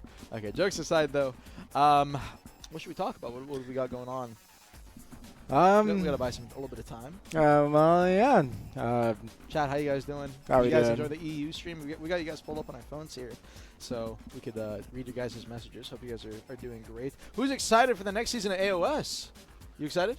Yeah, of course. I'm always excited for some PvP. I'm always excited for some PvP. And with some Awakening DK changes coming through, I'm really excited to see how that's gonna play out. Those did look crazy, actually. Yeah, you lost the CC on Seeds, I believe. But you that one. But you know, I think I feel bad. Not a single suck ninja buff. Oh my god, man. I'm in pain, man. I don't feel bad for you. You played DP Ninja and PvP 100. Okay, listen, man. Speaking of PvP 100, I got a little surprise for you guys later. But regardless, listen, man. The thing is that I did play DP in that tournament, but I blame you and Frosty for not trying at all to hype up my matches, man. You guys were like here, like, oh, this guy's playing DP. Because you sat in stealth. What is there to cast? Bro, a win is a win, though. You gotta like at least glaze. This guy said, "How are you not casting with more energy when he's sitting in stealth for a minute and a half?" Listen, man. You gotta do your best. This is the craziest gaslight of all time. He's like, "Wow, I didn't play the game. How come you weren't hyped up for that?" You gotta do your best, man. But I will say, I am excited for the new season of AOS. A lot of exciting changes. If you guys are interested in playing it out, it's going to be coming out, I believe, on next week's maintenance. So a lot of you are going to be playing it. Tentatively, so yeah. Yeah, a lot of people are going to be hopping in. A lot of streams are going to be going on. And the biggest thing is that there's going to be reward changes. We have a new tier coming out. So Solaire Incarnate is only for top 30, so there's a lot more competition. That also means that those rewards that are locked behind Solaire Incarnate, a lot more competition for those because they actually give out a lot of pay. That is going to be exciting. We have other things coming out, like obviously the balance changes. And this is the big thing. I'm excited because we're going to get balance changes throughout a couple of weeks of AOS. So if you guys are looking to submit feedback, now is your time. Go post those on the forums. I'm excited to see those. What kind of crazy I mean, it's I mean, always I always tell crazy people, to make sure you are posting your feedback on the forums. We Yeah, do for look, sure. and there have been changes that you've seen like go through that happened because of forum posts. So Yeah. feel free to always go to our website, go to the feedback forums, and submit your how you feel about the patch. Yeah. I'm excited for those. And, But yeah. It's going to be a fun week, man. Oh yeah, absolutely. I was looking at the DK changes at like Seed changed to Stiff. It was changed to forward guard as well, so you can't use it as aggressively like in a 1v1 up close. But the Seed damage boost on Seeded Catastrophe, Shattering, Darkness was very high. Spirit Blaze Foe being changed to Super You know Armor. who I think came out on top on that patch, by the way? Awakening Ranger. Actually, I think that class is going to be crazy. I'm excited to see. You're always coming up big somehow. I mean, well, I don't know. It's been like a decent amount of patches where that class is. Did you know Lemuria plays Awakening Ranger? Okay. I don't know. I don't know if you guys knew that. Did you guys know Lemuria played Ranger? Yeah. He tells me like all the time. Yeah, I'm a Ranger player. You know, there's some people in the stream probably just don't understand that They that's don't like get that a meme. They don't get that 7-year-old meme that's just been resurfacing. Chad, how's my volume and audio? Are we sounding good? Or are we a little too quiet? I think someone said quiet, but that's probably because you're not shoutcasting Well, right now. I mean, like maybe. Maybe. That is kind of true. That is kind of true. But yeah, I think Awakening Ranger came out a lot, pretty on top for that patch. I'm actually thinking about trying her out. I'm not gonna lie. Awake Ninja did get some slight. So slight- you get some slight adjustments, nerfs, and he's like, "Oh, listen, can't, man. The thing is, not OP anymore. Let me the re-roll off." The That thing sounds. is that I have committed and I have decided. I played a weak class, feeble class like Suck Ninja for so many years. I want to play some meta for once. All right, Aren't you playing Awakening Ninja? I'm gonna roll fought. Well, that's why I rolled to him because he's fought him. I didn't play Awake Ninja because he's ninja. I rolled to him because he's fought him. So now I'm like, you know, I think Awake Ranger could be that hidden kind of dark horse no one plays. It's not a popular class. You know, it's not that popular of a class. Have you no class loyalty? No, not at all. Oh, okay. Well, that was easy. No. I mean, like class loyalty is cool and all, but dude, I've been playing the game for so long. Look at Vert. Vert, like. He's played so many classes at this point. He was originally a Mei. He always says, if they buff Awake Mei, I'll go back. But now I'm like, yeah, He's on Kuno. Is he though? Yeah, but Vert's always been the re-roller. You know, like he's always been the avatar of classes. You know, the avatar of BDO. Yeah. So I expect it. The avatar. Yeah, he's the avatar of like BDO. all the elements. Yeah. You hear about that movie, the new one that's coming out soon? Yeah. I heard it got like leaked and stuff. That was crazy. Yeah. Anyways, back to the topic I had. The matchup. I believe we are getting. I forgot. Yeah. What are we still in the Busa versus DB McQueen match? We are 2-0, potentially round left to go. I think we're. Because Busa is just getting his gaming chair set up or something in the background. I think we're almost ready to go in though, and I believe it is going to be 2-0. So. Even though the score says 0-0, it's only 1 point needed for Joe Grimm. Absolutely. I don't even know what that name stands for, by the way. Neither do I, but they also had another team just called Joe Grimm with a different sort of spelling, but that was like a different group of individuals. But yeah, should be going in here soon. Again, it's going to be 0-0 on screen, but it is 2-0 with Joe Grimm having 2 points to start things off. Can we take a quick look at the matchup again just before we start production over on the backside? So we can see what the classes and everything are. So we're going to need a quick little 30 seconds for that, it seems like. And predictions again, I think 3-0. It's definitely Joe Grimm. Yeah. You know, you can come in here, but to be honest, Awake Witch, not the most meta class. No, and it's like really tough because we're seeing it right now. Like when you're in a team composition, fighting against a team comp that's able to focus the witch and pick them off in the fight, then you lose out on that huge source of damage. Definitely think this was just one of those draft moments where you end up fighting that one team that can do very well against you with high tier players. But even if it was put off a bit, they still would have probably have to fight Joe Grimm at some point. So yeah, Joe Grimm just really showing that the Seraph, I believe Seraph Warrior, and Awakening Ninja comp is just I wouldn't want to fight that. That is pretty tough. I would not want to fight that. But looks like things are ready to go, ladies and gentlemen. So let's go into the match again. It's going to say 0-0, but it's actually 2 points for Joe Grimm, starting things off versus Requiem with 0. Let's see if Joe Grimm can pull off this win. Let's see. We're going to head out inside the gate. We're going to sit here. There's going to be Lightning Prism from the Sage. Looks like we're going to look for a potential pick off to the side from Ansa. All right, and I'm curious what kind of strategy, what kind of adjustment Requiem is going to use. They've had extra time to think about it. Yeah, it seems like they're playing a lot more clumped up now. And Joe Grimm, you know, this is the thing about tourney. You might be so used to holding W key on people in AOS. You might be so used to just going full aggression.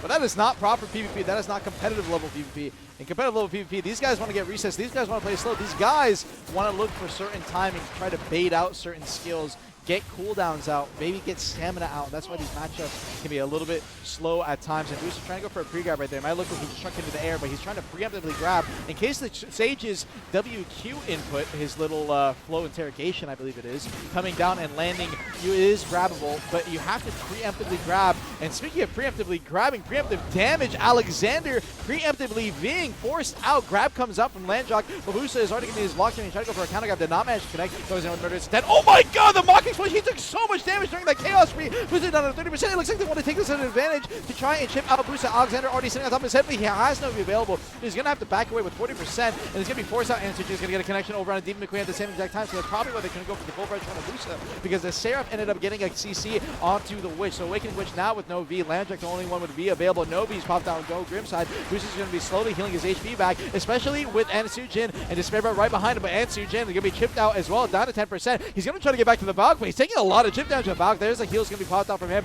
You see on the HP bars on the left-hand side, that is what I'm looking at. You can see them moving up and down, and he ended up going from 10% down to up to 40%. That is going to signify that Despair Ball on that Awakening Valkyrie ended up popping his heal, and now with 1 minute left, no one dead just yet. This might end up going down to an HP match, which actually gives Requiem a better chance at winning this out if this Awakening Witch can survive, which so far Demon Queen has been struggling with. Landrock still with a V available. Busa over on the backside is going to go for a ghost side. Try to go for immediately for a grab over on Landrock just before that impaling flash came out, which is a little bit too late. Down to 10%. He's taking a lot of chip damage. The Lightning Prison and this man with the Deadeye. He just took so much chip. Great timings from them. And now Requiem has a chance to turn this around. And Decision down to 10%. The Spear Bro and the Valkyrie caught and forced out to V. It's a 2v3. There is 2 Vs gone from Requiem's side, but this damage is just so high. A Sage, a Deadeye, and a Witch on top of you. What can you do? It looks like Requiem. Hey, bringing it back. Hey. Let's see if they can bring back the complete reverse sweep. But very strong showing that round.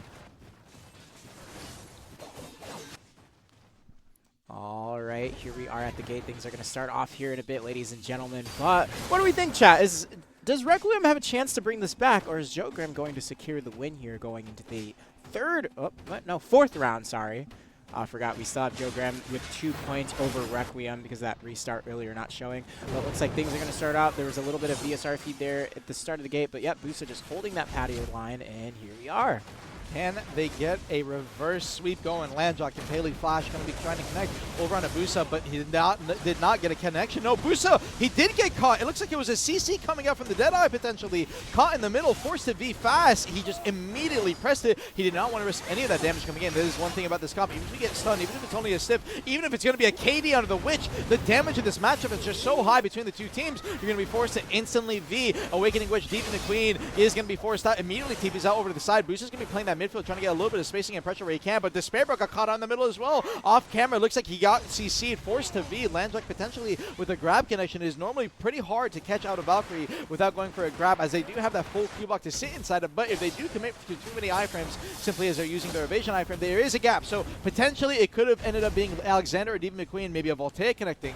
We'll have to see. 2V's gone. Busa down to 50. We saw he died standing in the last round. He's going to be dropping that Jurassic in the middle. He needs to be careful while going into his pre-awakening or potentially not having his Ghost Step block chip available. He's going to be going beheading. No, that is the last skill you want to use. Busa, the nerves maybe kicking in. That is definitely not the skill you want to press in that scenario. Alexander taking full advantage. Got the max pain. Got the stun. Busa's out of the game. We're down to a 2v3. And Landjack's going to hit the grab. The Seraphs hit to the deck. Forced to V out. Despair and Asujin. What can they pull back? Is this going to be the reverse sweep? Sitting inside of that lightning prison. His block is almost broken. Coming in. Voltaic. Despair, you got to get out. And Asujin's already dead. He tries to go for the SR. It's going to be a connection, but it's all in vain. We're going. It's a 2-2. It's a match point. Reverse sweep? Question mark? Yo, Requiem coming through the gate strong, and you know, it looks like they're playing together very well compared to before. Before it felt like they were getting picked off by Busa the first 2 matches and being spread apart, but this time they just have a strong showing. They're doing a good job playing together. They're doing a good job not out-kiting away from the main team. And yeah, now we're up to a game 5.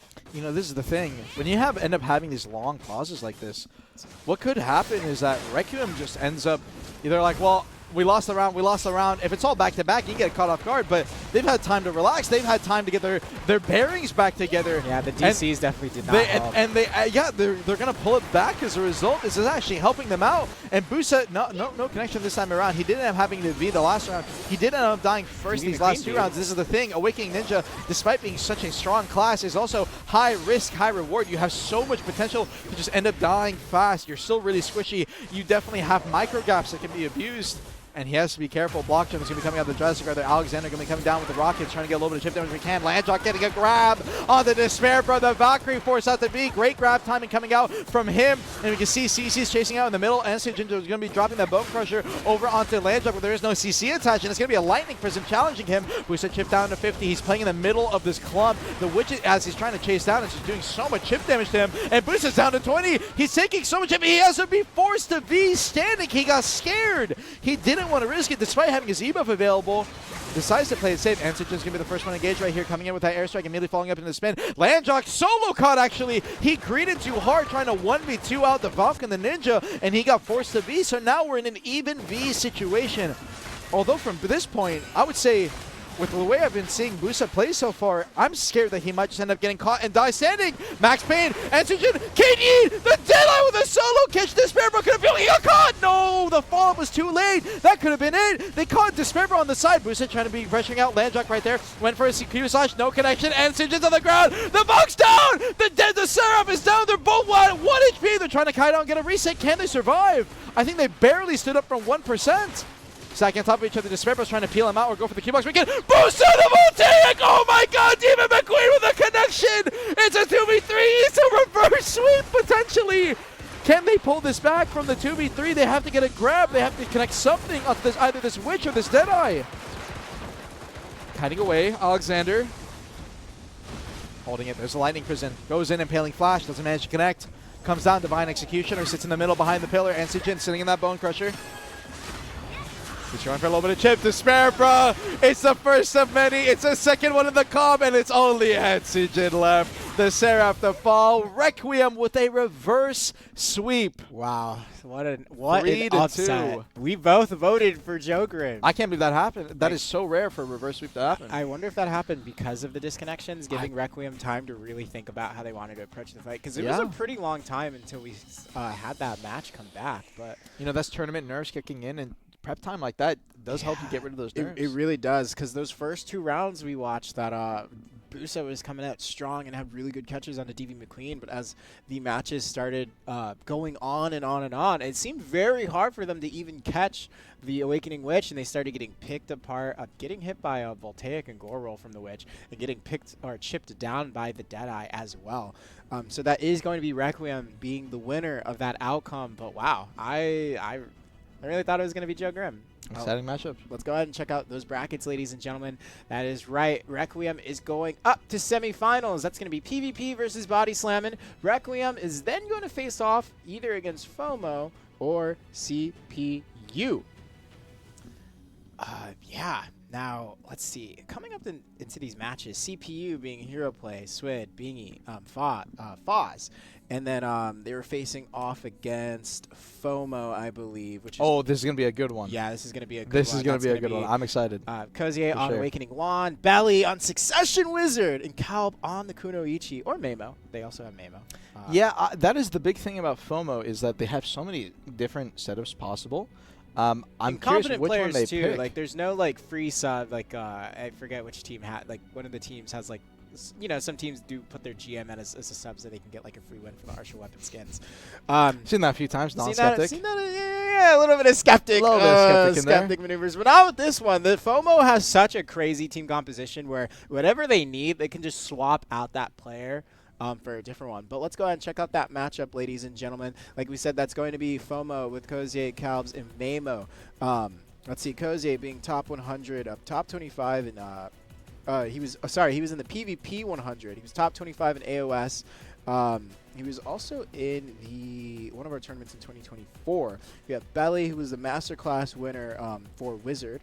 Or sorry, not Wizard. It's Wizard or he's on Wizard, yes. Yeah. Okay. So he normally on standard league or plays Suck Witch, but I think he was Masterclass winner for Witch. Yeah. So yeah. He's a Witch player, but the thing is that Suck Wizard is better in 3v3 due to the fact of a couple of things. One of them, for example, Bolide, I believe CC's earlier on Wizard. It does on Wizard, yes specifically, and Witch it's a little bit delayed. Yes. There's things like that. There's a couple of reasons. So just due to that, Wizard, it's just a little bit better. So he's been playing actually the last season of AOS, and I believe now with 2 months of practice prior to this tournament, only Wizard, just to prep and kind of adjust. It's a pretty similar class to Witch anyways, so yeah, it wasn't too bad for him. But going into this matchup, the biggest thing I want to see is, can CPU with this kind of really clump ball-esque comp deal with FOMO, who are very spread out, very mobile, very kind of chip heavy. CPU definitely has a lot of chip damage available, but it's a lot slower, a lot of bigger, wider actions, especially with that Dosa TPing around and kind of catching you off guard maybe. I'm curious to see how they do have Bingy. They do have Bingy. They do have Bingy that they can swap into for sure. Oh, yeah, true, for swapping it. Yep. And then FOMO. Yeah, when I was watching through the preliminaries, it just seemed like FOMO had really good communication just by the way they were posturing throughout their matches, the way they were moving around. They weren't making any solo hero plays like, like someone might be off to the side. They weren't trying any reckless actions like that. Koze on the Awakening Lawn also showed that he was very aware of Belly's presence throughout his matches, where he was just waiting to peel for him in case he was being focused too much. Belly on that Succession Wizard offering high damage, but he might be the most focused target. So let's go ahead and see how this is going to play out, ladies and gentlemen, as we head into the match. Armin, take it away. We got FOMO versus CPU. Let's get it underway. This is going to be the match of the night. I think this is one of the top 2 teams to be the favorites to potentially reach the finals. CPU up against FOMO. Swid going to be over on that Scholar, so we do have, this is going to be our matchup. No caster in, no striker in. Subbed out. Yeah, I'm curious to see. Swid with an early B buff. I actually don't think this is the play. I think he would want to play that Scholar E buff kind of for that last 30 seconds potentially, but he is going to pop it early. He's also going to be popping out his Rabomb right there, which is going to be a denial of slows. If you guys don't know, Scholar has a Rabomb that makes it so that for the 30 seconds, any slows applied to them just do not work. So you cannot slow this class during that buff being activated.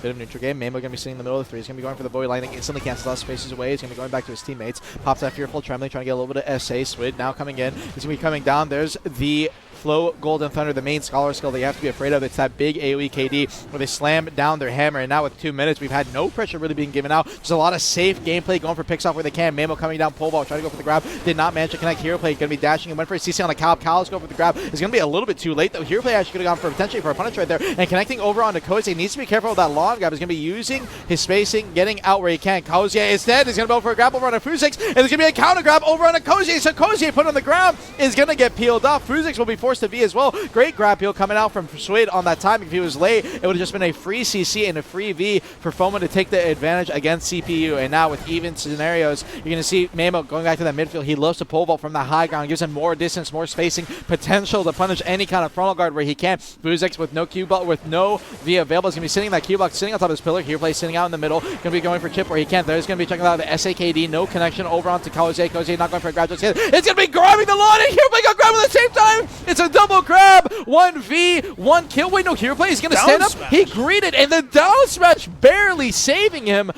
Or sorry, actually almost killing him.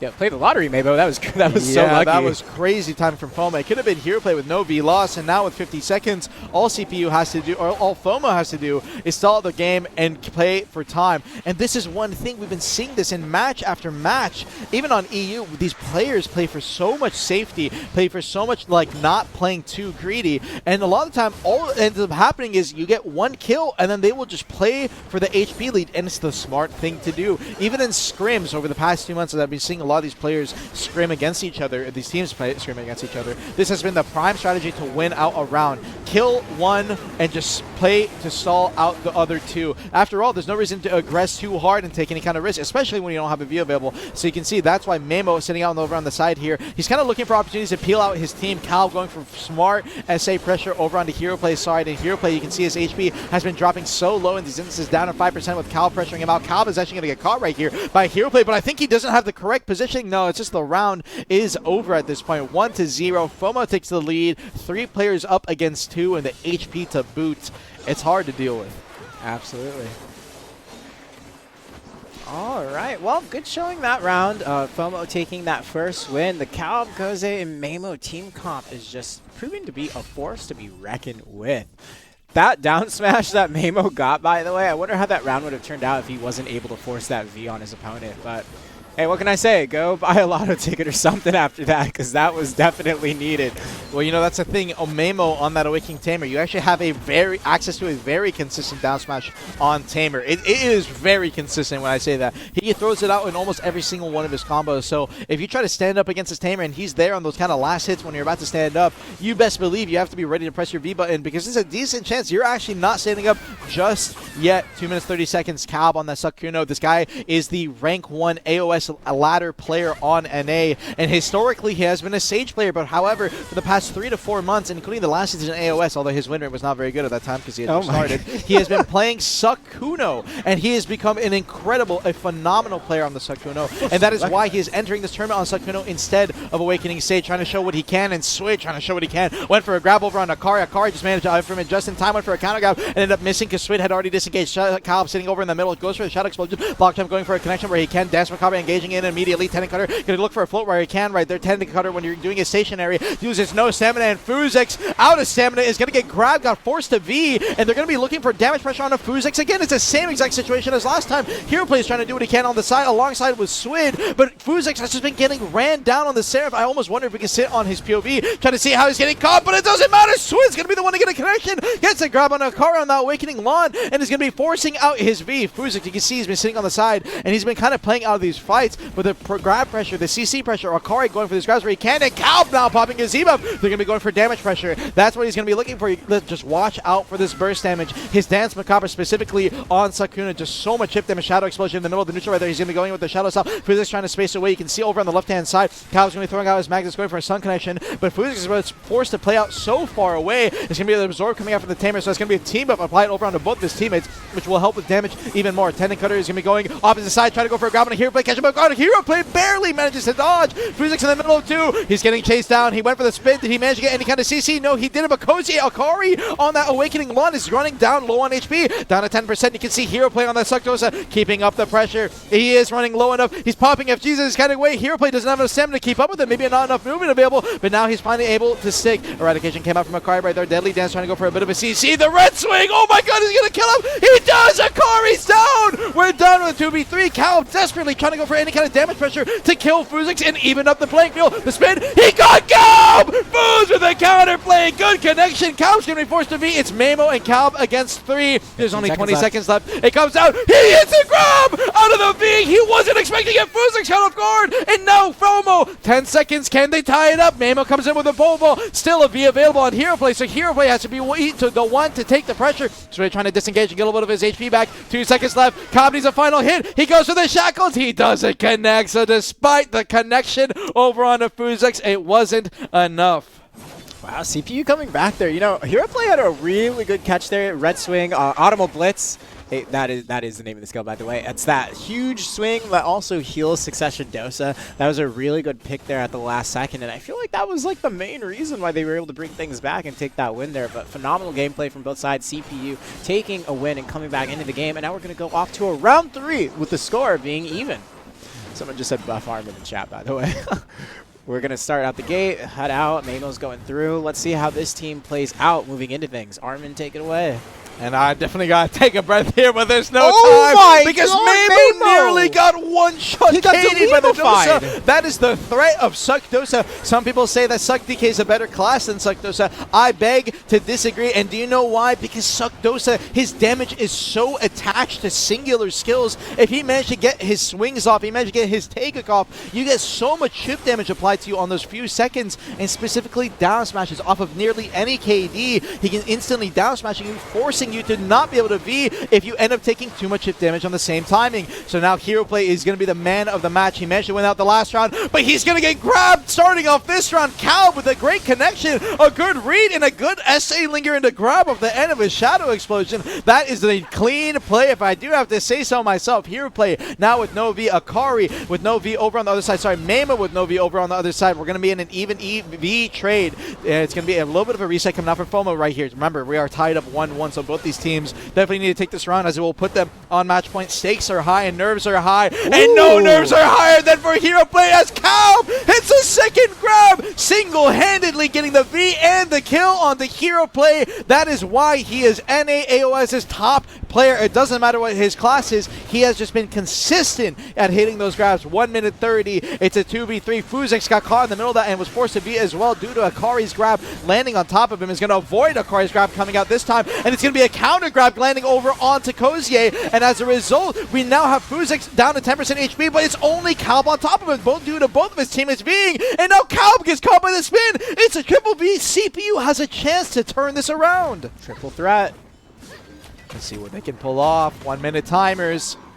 Pressuring. Swid's going to be playing in the midfield now. As you can see, Swid is the only one with V available, so he has to be the one to try and go for the grab attempt. If Fuzix goes for the green, he might end up getting caught, and Swid actually connects, grabs Akari, he's on the ground, is he going to die? No, Fuz got caught as well! Oh no, he greeted too hard. Single-handedly, Swid could have easily forced the KD, got the damage, and forced the kill without any form of feel on him, but Fuz greeted too hard. He solar flared into Calb, and Calb has been hitting so many grabs. It might have actually been Memo as well. Oh my god, he's gonna grab as well into Memo! Wait, he can kill this, and then it's gonna come down to just Calb trying to go for the peel. He's gonna come in, there's a home run, hits Calb, he's gonna get a lot of damage pressure. Swid might be able to single-handedly 1v3 this right now after getting 2 CCs. Coming down for the chip, goes for the grab. Calb ends up missing, trying to grab the end of that spacebar. Is gonna force the V though. The stomp ended up connecting on the Swid, down to 50% HP, equal on both players, but you have to remember, Swid on the Scholar has his anti-veal available, and he's gonna be going up into his magnets, or sorry, his TP, his nightmare. He's just gonna stall it out. He knows he's as the lead, but you have to be careful. If Calb connects here, he can lose. 1 second. Who wins? It's a draw! No way! Swid, despite it being a draw, turned this from a loss into an equal trade. Swid, the MVP of this round. What are we doing here? This guy in a 1v3 situation manages to bring it back, takes out 2 opponents in the process, despite Fox going down, and that's going to end in a draw. Wow. I don't even know what to say. There were so many things I wanted to say before that. Yeah, you guys can't see Harmon sketching his breath right now off to the side, and you can blame him. Yo, funny thing, though. Hero Play got a crazy catch on Memo, and Cal was like, you're not going to do that to my teammate anymore. I'm actually just going to focus you down forever. So, looks like someone did crash. Oh my god, we crashed. So no way. We are going to bring it Dude, back. I'm sweating. I should be all the yelling. You guys can't see him, but he is, yeah, this guy is into it. Dude, I can't blame this you. is some good games. This is what I mean. This is a grand finals level matchup right here. I was very excited to see these teams play it out, and I am not being disappointed. I'm very impressed by Swid. If you guys don't know, he only recently ended up rolling to Scholar. Swid has been a long time Valkyrie player, actually. So recently rolling that Scholar, he's playing incredibly well, and I believe, once again, no team gets point in the situation of a draw. So we are still at a 1-1 in this matchup. Great stuff. And real quickly while we're here, can we potentially see the team matchups again, just so you guys can see what classes these guys are playing, and we can talk a little bit about the matchups going on. Yep. We got FOMO and CPU on screen again with these matchups playing. We saw in that previous round that Hero Play doing a really good job at applying a lot of damage and disrupting, but Calb now checking him throughout that match and kind of keeping him out of the fight from being able to deal damage. Swid, definitely the MVP of round 3 rather. Doing a good job just bringing it back from a 1v3. Very consistent on those grabs, and it seems pretty tough for players like Memo to deal with just all the chaos going on. Still really good at causing disruption throughout the fight. But yeah, this fight is a huge back and forth, and even I feel like I kind of want to give it to CPU after seeing Swid. Dude, if Swid can keep that consistency the grabs up, he hit are crazy. They're actually insane. I mean, like, okay, grabbing the lawn, I actually don't think is that hard on specific timings. It's very hard. It's very hard in neutral game, but it is not that hard in terms of the combo. So he ended up grabbing Akari after Akari ended up grabbing Hero, or sorry, dude, it was like a back and forth. I'm like, boom, grab. That's the thing is that Lawn actually, when they end their grab or when they throw the grab and let's say they connect, on the very ending of that timer, you can re-grab them or grab peel them, and they're animation locked. There's nothing they can do about it. And Swid, that's game knowledge right there. I mean, he's abusing it. The craziest grab to me, though, the real grab that that actually just, I was like, no way he wins this. Because I thought that even though Swid hit the grab onto, I believe it was Akari to win out and force him to a 2v2, Fooz died. I was like, it's over. No, he grabs Mamo. Mamo, if you guys don't know, is like the best Awakening Tamer player on NA historically. That is a grab I wouldn't even think of going for because it's so tough. I fight against Mamo all the time. I never go for grabs on him. Do you know how risky it is? It's absurd. Like how he even got that grab is insane. And just think about it. The scores were 1-1, right? Or was it 1-0? It is now 1-1. It's now 1-1. Yeah. But think about it. He managed to get that draw to keep things in check and give his team another chance. He did that all solo. That last grab onto Mamo, though, I don't know. Like this guy is dialed in, wired in. He is firing on all cylinders, and I hope he can keep that momentum going Dude, he forward. got some caffeine in before this game for sure. Like I said, 2-0 Ultra Monsters to the dome. Let's hit this tournament. It's crazy. Let's get it going. I mean, it's exciting. And I believe, chat, if you guys are ready, we're about to go back into the game. This has been the most exciting matchup so far, and I'm excited to see what more these two teams can show us. Calb hitting those grabs, Swid connecting on those grabs on the opposite side. It's the matchup of the short sword versus the scholar so far, but we do have some other players in this game, and I'm curious, what can Mamo do? What can Akari do? And more specifically, what can Fuzix do? He has been victimized this entire time, and I want to see him on that Seraph showing what this class can do, since he is actually one of the better Seraph players that I have seen. Absolutely. And again, the score is 1-1. Just for a reminder of folks back home, it does say 0-0, but it is 1-1. Things get underway here. Play trying to go for that CC. As you can see, that little kind of downward swing that he goes in for right there. That is a knockback. It is a KD. You can connect onto somebody, but it is grabbable. If you SA linger and get out the timing, by the time he can dash away, you can usually get a grab connection off, and that is what Calb has been looking for in these timings. Flash is going to be coming down. You see Fuzix was just standing at him, staring at him. Mamo going for the scratch right there. Connection over onto Fuzix. He was spacing away. Did not manage to connect. Hero play once again going for that CC connection. Dance Macabre comes out from Calb. Hero play is going to be challenging back with the SAKD of his own. Calb just is going to be taking this 1v1 against him. Mamo spacing away on the opposite side. These players are kind of just sitting together where they can. Mamo's popping that trap, that roaring on his hailing dog. So if any kind of aggressive engage comes into a grab, he can get catch, but Mamo gets caught solo. KD comes out. Hero play with a nice CC behind Mamo's Q block is going to force its V, and Akari got chipped out in that trade as well. Akari now forced to V in the middle of all this fighting. He tried to come in to peel Mamo, and it ended up going the complete wrong way. CPU is playing incredibly so far in this match, and now Calb gets caught. The spin comes out from the Seraph. Fuzix finally getting some nice value even while still having his V available. We are down 3 Vs on FOMO's side. They need to pull this around, but it's Swid with the nail, the hammer to finish it off. Akari getting put on the floor. Mamo is going to manage to get a grab, though. It's going to be Swid forced out to B. He did agree to a damage combo just a little bit too hard, so they still have a chance of turning this around. The 2v3 is definitely possible. We saw it for CPU, but can we see it for FOMO? Mamo trying to go for the scratch right there over onto this Fuzix. As he's spacing away, Fuzix says, I'm going to have none of that. Gets over the midfield. Hero play going for the same connection that he went for earlier, and he is going to be forced to be at 1%. He almost died of the burst damage before the V got off. They're managing to pull it off, and now Mamo, he says he wants to go for it. He's going to pop the team above. He's going to pop the absorb, and Fuzix is going to pop the spin. Calb on the ground, forced to V. Mamo's not going to be enough to pull it off. The buff used for nothing. CPU 2-1 taking it.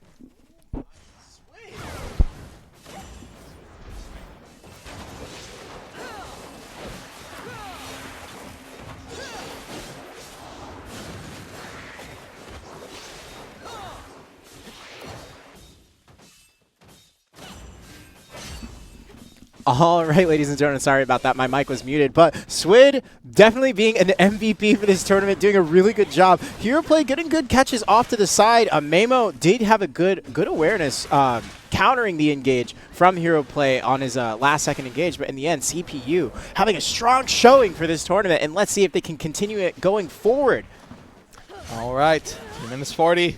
CPU again leading 2-1. Do not look at the top scores right here. Akari going to be going in. He did Eradication, one hit, spin out, and is going to going for a Deadly Dance. Did not mention CC. That core selection can be very important, and Akari has been favoring Deadly Dance for the past couple of weeks during these scrims and practices. I assumed he might want to try Eradication, but it did not end up being the selection. And hero play right here. It's going to be a CC. That selection is not going to work. Akari V'd again. He has lost his V first in nearly almost every round. He's playing a bit too aggressive. He's getting caught off guard. The grabs specifically have been connecting onto him. Mamo trying to do the best he can. Pole ball comes down, goes for the grab, and it's going to hit. Nice grab on the Swid. He needs to wait for his teammates to go for the KD, and he's going to try to go for the damage fall. Swid will be forced to be in the middle of 3. You can see the clump. There's so much going on, and he got another connection on to hero play. Hero play ended up getting grabbed. It was a grab coming up from either Calb or Akari in the middle of the clump. You can hear the flashes. That is a signal that a grab got thrown out, whether it's a miss or a connection. So if you guys are new to the game and you're wondering how it works, look at that flash on the right side. Foos, as you saw, just ended up missing his grab. Went for the slower fair, try to connect on to Mamo. Mamo had already space play, so using his tree climb iframe, sitting out in the middle. Fearful Tremble trying to connect on the hero play. Hero play fortunately did not throw it on the CC out right there. Hero play, remember, no V available on him. Oh my god, he grabbed the pole ball! Great timing coming up from Foozix. Forces a V out, and now Foos is the only player with a V available in this match. So you're going to see the Seraph trying to play a little bit more aggressive. Calb grabs on a Swid. Swid with no V. The KD follows Ser. He grabbed him before out of the dance. Nice timing from Calb, but Calb did take a lot of chip. He's down to 10. He's going to try to kite away. Hero play is going to be hard and aggressive on the pressure. Foos right behind him. Goes to the Grave Center. He did not manage to connect. Akari's trying to go for the PO. Mamo's going to go well on the floor as well, though. He has no V. He's going to down smash him again. No, he got the get him with a grab peel. Akari saves it. Hero play is going to die. He's no 10%. He stood up. Akari got counter grab, and it's going to be a full team wipe. We're 1-2. No. Hero plays alive. He's alive We're somehow. 1v1. From 2v3 to 2v2 to the club to the grabs connecting everywhere. It was a cluster. It is a fiesta. And we're down to our final 2 players. Stealth is going to be the main play coming out from Calb right here. You don't see 1v1s in these tournaments very often. Hero plays trying to stiff him out of the stealth. The soldier spawns can actually hit Calb out of his stealth, so he has to be careful. He's going to be holding his Q block on the opposite side. He knows how Hero play wants to play this. And Hero play on that Suck Dosa has a lot of chip damage, but you're fighting against Suck Kuno, one of the strongest classes in the game right now when it comes to chip damage. Is going to be going out for that soldier fake a 10 encoder. He's going for a lot of chip. He's going to connect, and the dance, he got the back attack! Hero play greeted too hard to the SA. He's going to try to hit him on the stealth. Calb needs to be careful. You can't greet away with stealth against a Suck Dozer for too long. 5 seconds left. It's going to be tied up. Can he get the final CC on the Calb? He can. Flash slash. It's over. Calb 2-2. We're going to a round 5. Wow.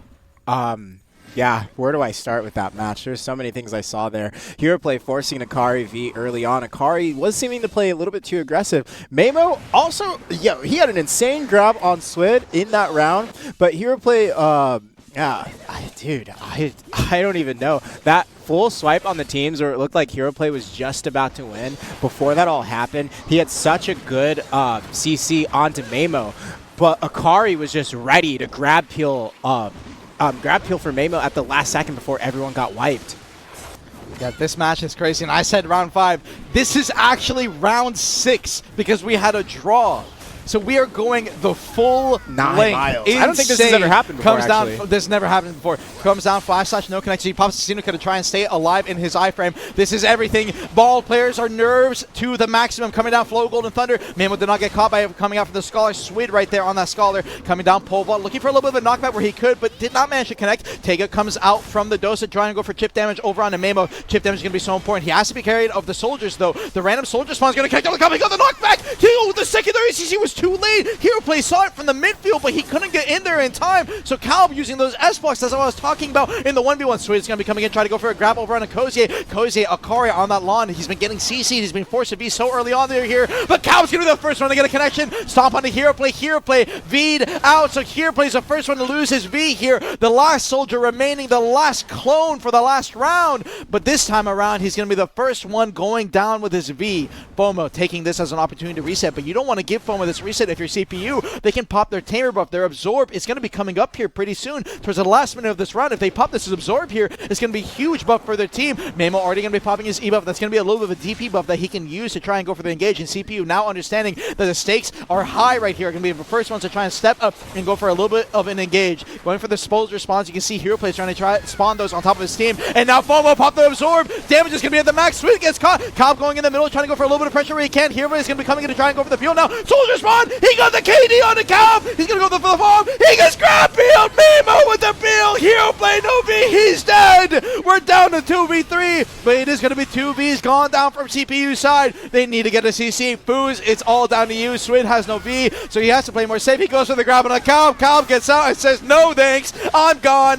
Tendon cutter spaces to the opposite side. Felix in the middle of 3. The chip damage is so high. Mamo sitting on top of him. Since he has V available, he's okay with going for the chip damage plays, but he has to be afraid of the spin. He has to be afraid of that Seraph strength that everyone talks about so much. Swid trying to go for a grab right there, comes back to the midfield, going for a little bit of help over on the Fuzix where he can. Fuz has his V, but he might just die to chip damage. Swid, you have to help him where you can, but it's too late. He gets done. FOMO is down to 1 player left, and they're going to be going on to the winner's side, or sorry, the bottom side semi-final. Congratulations, FOMO. Wow, what a game. What a game. That was crazy. That was crazy. That was actually insane. Both sides had phenomenal gameplay. You know, you have Calb getting the clutch grabs, which I actually feel in that last round. Hero play putting crazy. Hero play went down in the corner because he originally got a catch and he tried to use Automobile Blitz to re-CC afterwards. But he did actually get the re-CC, but the thing is that Mamo was right there. Yeah, and it's just, I understand why he wanted to go for it because, you know, you see that CC and you're like, well, this is maybe our last chance. But when you don't have V, then it puts you in a really bad position. Guess why he didn't have V, though? Because Calb got the craziest early grab at the beginning of that match, forcing him to be in that position in the first place. So definitely an MVP play in round 6, which, again, I don't know if we've ever had a round 6 before here in a tournament setting. So definitely insane stuff. Long time. It's been a very long time. I'm going to watch that VOD later for sure. That was a great match. There were so many good moments. Like, that felt like it could have gone to anyone because Swids, definitely, I feel like Swids was the MVP of his team as well on his side. Just had really good, amazing grabs, really good follow-up. But, yeah, that's that.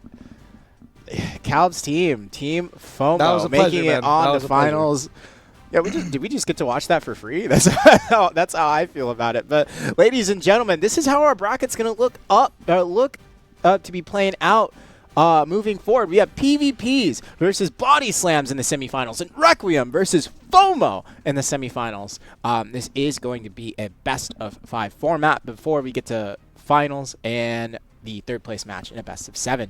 But yeah, very, very amazing stuff coming out today, and I'm just happy to be here live and listen to some goated shoutcasting. You know, even chat is complimenting the shoutcast from Arvin. It's just an honor to have you. We here still have on the 3 games to go. I know, and my voice is going. I know, but guess what? I hope you still got some more energy left in you. I hope chat's not tired yet because the next match is about ready to go. So let's go ahead and check up those matchups going here moving forward. It's going to be Team PvPs versus BODYSLAMN. PvPs with Vert on the Succession Kunoichi, Smoked on the Seraph, aka Liger, and Pinks on the Succession Meiwa versus DBM on the Warrior, Llama Speed on the Awakening Sage, and Into on the Awakening Lawn. Now, how do you feel about how this matchup is going to play out, Arvin? Because Vert, Smoked, and Pinks definitely did a good job early on, just picking off their opponents, playing it slow, playing it to time, but also going for picks. But BODYSLAMN, also a team that's shown that they aren't afraid to go in as well and look for a pick opportunity.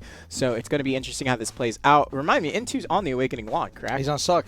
Oh, he's on Succession. So he's in the same position of Pinks where they're kind of like disruptors. They're going to be wrapping around, but they don't have that grab pressure as much. The thing is that I think Suck Lawn is actually going to be really good in this matchup for one thing and one thing alone. Pinks on his Suck Meiwa, he wants to go for Q blocks to get a little bit of stamina where he can, and Into on that Suck Lawn can catch him off guard really hard. You are flying a lot, and you have so many CC opportunities that are really attached to high mobility skills, so getting behind that Q block is actually really easy for the Suck Lawn to do. So a key thing to keep an eye out, watch Into, see if he gets any kind of CCs on the Pinks, and Pinks going for those stub arrows, trying to get punishes specifically onto Llama Speed on that Awakening Stage with his FGs. And the CC down. Oh my god, we got a double CC right off the boot. I didn't even get time to prepare the grab to follow up from Vert onto the lawn. It's a triple V 20 seconds in. I thought this was going to be close. I thought this was going to be competitive, but PvPs is going here to dominate the PvP seed. I'm sorry. I had to make the pun. Yeah, that was a bar. That was the bar right there. That was the Continue. bar. We'll keep going. We'll keep going. About 40 seconds in. Pinks is going to be popping his Tiger Blade, so he's going to be getting a little bit of stamina back here. He's going to be exiting with the Red Moon immediately. He does get a lot of attack speed here out of the Tiger Blade. The Tiger Blade buff actually retains,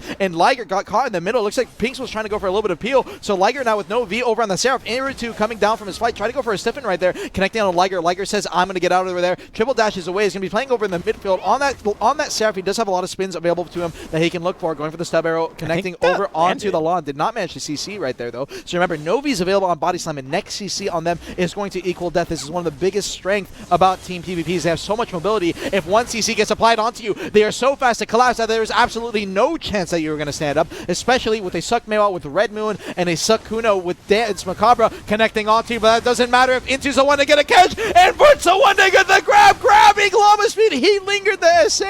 I think he needed stamina, or maybe he just greeted for damage too hard. Vert has class knowledge. He knows when to grab timing you, and Dance Macabre instantly punishes the shift LMB coming out from the Sage. Llama Speed has to be regretting after that one happens. Into coming down now is trying to go for a CC on a Vert. Vert was still in his flashlight. He's going to get a connection over onto one. No, it was Liger hitting the spin, connects onto Into, and DBM trying to sit in the middle. He knew he couldn't go for that peel. It was so risky with all three players stacking up right there, but you have to at that point. Gets caught. It's a 1-0. PvPs will be taking the lead. Absolutely. MVP play on there would definitely come from Vert, in my opinion. Just knowing that grab timing and doing the counter grab on DBM off to the side.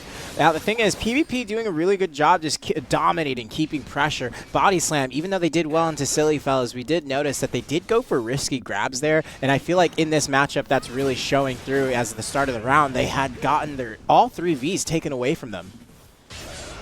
Oh, let's go ahead and see if they can adjust. DBM off to the side, holding block. Vert trying to look for look for a play, going back into stealth, didn't find a connection with Binding Slash, going through the patio, looking for something. DBM just holding block off to the side. Vert approaching slowly, trying to look for that grab opportunity, but doesn't quite find it. Llama Speed kiting off to the center, and let's see how we're going to do. Armin, take it away. 2 minutes and 30 seconds. I appreciate that. I got a little bit of water break. And then talking about a little bit of a break, Ed's Into has not been able to catch a break for this entire match. He's been getting some DCs where he can, but he's just going to get grabbed out of his V2. He really can't catch a break. Caught out, V'd, grabbed out of his V. He's dead. We're down to already 2 players. It's been a minute. DBM says, I'm going to try to turn this around. Gets a grab over on the Liger, but do they even have enough damage to force his V? They do, but at what cost? DBM down to 20%. The CC and the damage pressure is going to stack up here. No, actually, PvP says, I'm going to take a back seat. We're leading. We're going to take it calm. You don't have to. Smart decision making. Yeah, just play around Liger. Liger was forced to be right there.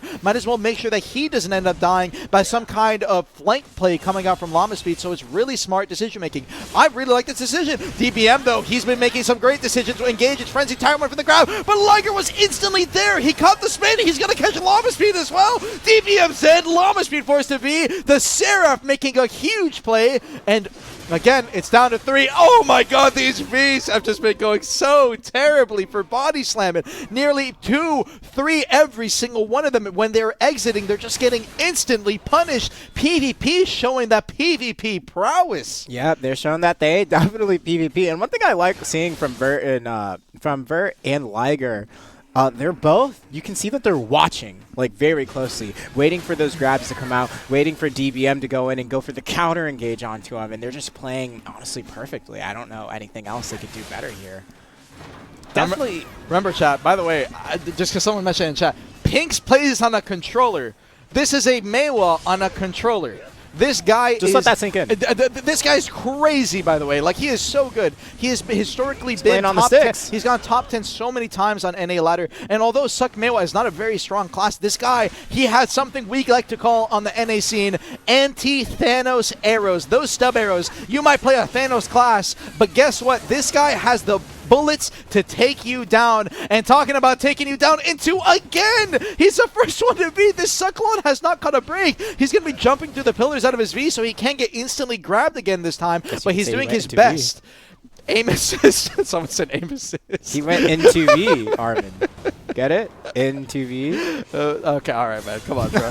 The puns are going crazy today. PvPs is up to Pink's trying to go for a step over onto the stage. Sage is going to be exiting out with a Divine Executioners. I want to sit on Pink's POV for a little bit here. Sitting on that divider, you can see he's playing on the outside. He can go for plays where he wants, especially that Red Moon coming down is going to be coming out of the flow interrogation. No connection from that into get caught again. He's going to manage to stand up this time around, though. I think he may have ended up getting peeled. Smoked was the one to potentially get the connection, and he's going to get connection on the Pinks, but no, Vert's there for the peel, and Liger's going to come in straight out of the V, hits the spin, the damage from upstairs. Vert, an amazing peel timing. Pinks ended up getting caught, but he says, I got you, my brother. Shake hands, and we're going, potentially just going to end it on a 3-0 PvPs. They only need one more kill. 1v3s are practically impossible in this kind of meta, although we did see Swid almost pull it off. I don't know if DBM or Llama Speed has it in them to try and pull that off. Although it is an Awakening Sage, this class is ridiculously strong. Definitely has a high chance. It's a little bit of a rage bait right there, trying to see what kind of reactions I can get out of the chat. Playing in the middle of the neutral game, waiting out Flash Slash, even coming out. Llama Speed trying to do his best to survive. Vert with the grab. Forces out the V. Llama Speed shaking his camera a little bit. You can see that frustrated at what's been going on. Coming out of the V over on the opposite side. I actually love that we can see the little camera turns from these players as they're doing that. Goes for it, going for the Shadow Stomp. Did not manage to connect. Coming down, Divine Execution. Llama Speed trying to land in the middle. Is not going to manage to connect with that slow. Weighing it out. Comes out of his Rift iframe. Going in, impaling Flash. Going to be lingering his SA. Vert's hard to grab that a couple of times. Llama Speed trying to react to it. Did not manage to connect. Liger almost punished his FG on his S-Block right there, but he barely managed to get out the flow interrogation. Impaling Flash connects, but no! Vert again! The peel has been so big, and DBM, despite ending up killing the CC that Llama Speed got, is now in a 1v1 tying up the playing field. We're down to a Kuno and a Warrior. Blockchain comes out. DBM, he's been in situations so many times. Is he going to be the GOAT that everyone wants? The savior that everyone's wanted? The Warrior player that this game has been looking for, that NA needs? It doesn't look like it's going to be the case, and that's Macabre to finish it. Vert pulling it out on the Kuno. Yeah, no, dude, I think I'm going to give that MVP automatically to Vert there. He just had so many good grabs, not even only on engages, but counter engages as well. Every time Pinks was on the backflow, every time Pinks was CC'd, usually in these situations, when you have a class like Succession Maywa, some teams, like, they won't realize what's going on, and they'll just leave them to die and accept that. But not Vert. Vert was watching every single thing going on. He's like, like in stealth, waiting for that moment where he sees a moment of opportunity, because every time Pinks was CC'd, it felt like that wasn't a downside. That was actually an opportunity to swap the fight around. He was playing the peel so well. He was playing so well. Like, honestly, it was really insane. And I'm going to have to give Vert the MVP for that one. 100%. Yeah, phenomenal match, you guys. Let's go ahead and take a look at that bracket and see how that's going to play out right now. PvP's making it to the finals for the NA Regionals. And then moving up, we are going to have to do the we are going to watch Requiem versus FOMO and see how that plays out. But while we get that matchup set up here in a bit, let's go ahead and check up those teams and talk about them for a bit. Team bracket or team matchup for Requiem versus FOMO. Again, FOMO is going to be on the side of, just give us 1 second here, please. Is going to be the Kazie on Awakening Lawn, Belly on that Succession Wizard, and Mamo again, unless they choose to sub out someone. We already saw them sub out earlier. But yeah, it's going to be FOMO versus Requiem, and we will get those up here on screen here in a bit. But yeah, that's going to be versus a Deadeye Awakening Witch and Awakening Sage. I think most likely FOMO. I'm already. I mean, we don't have the matchups yet on screen. We're waiting on those, so here they are. I'm favoring FOMO to win this. Same. And for one reason and one reason alone. It's not about this matchup. It's not. Oh. I need to see Calb versus Vert in the final. Sakuno versus Sakuno. How cinema would that be? Both you guys can't see, but he's making the physical cinema. Both. I did actually. Both of these guys only recently have rolled over to this class. It's like which one of them has picked it up better since rolling over. I would love to see that in the finals, but for the time being, we still have to see if FOMO can win this. And Requiem is no easy opponent, specifically just because it's nothing about, I think, the players on Requiem's side. It's just about this composition. They did end up going 0-2 down in their last match that they played, but it has so much damage. You can get caught off guard so easily. But you know something interesting here? We have a Witch versus Wizard matchup, and it's not Belly on Witch. It's not Belly on Witch. Yeah, it's not Belly on Witch. But what do you think, Etsy? What do you think about this matchup coming up? Honestly, I do think it's a little bit more in favor of FOMO just because of how well they've shown that they play together. They've shown that their communication, at least seemingly, visibly, looks really good. Goze being very aware of the pressure that can be put onto Belly. Belly fostering the high damage that can be tossed out. And Memo just being a goated skirmisher in general. Whereas on the Requiem side, they also have very high damage too, of course, with the Succession, the Awakening Witch, rather.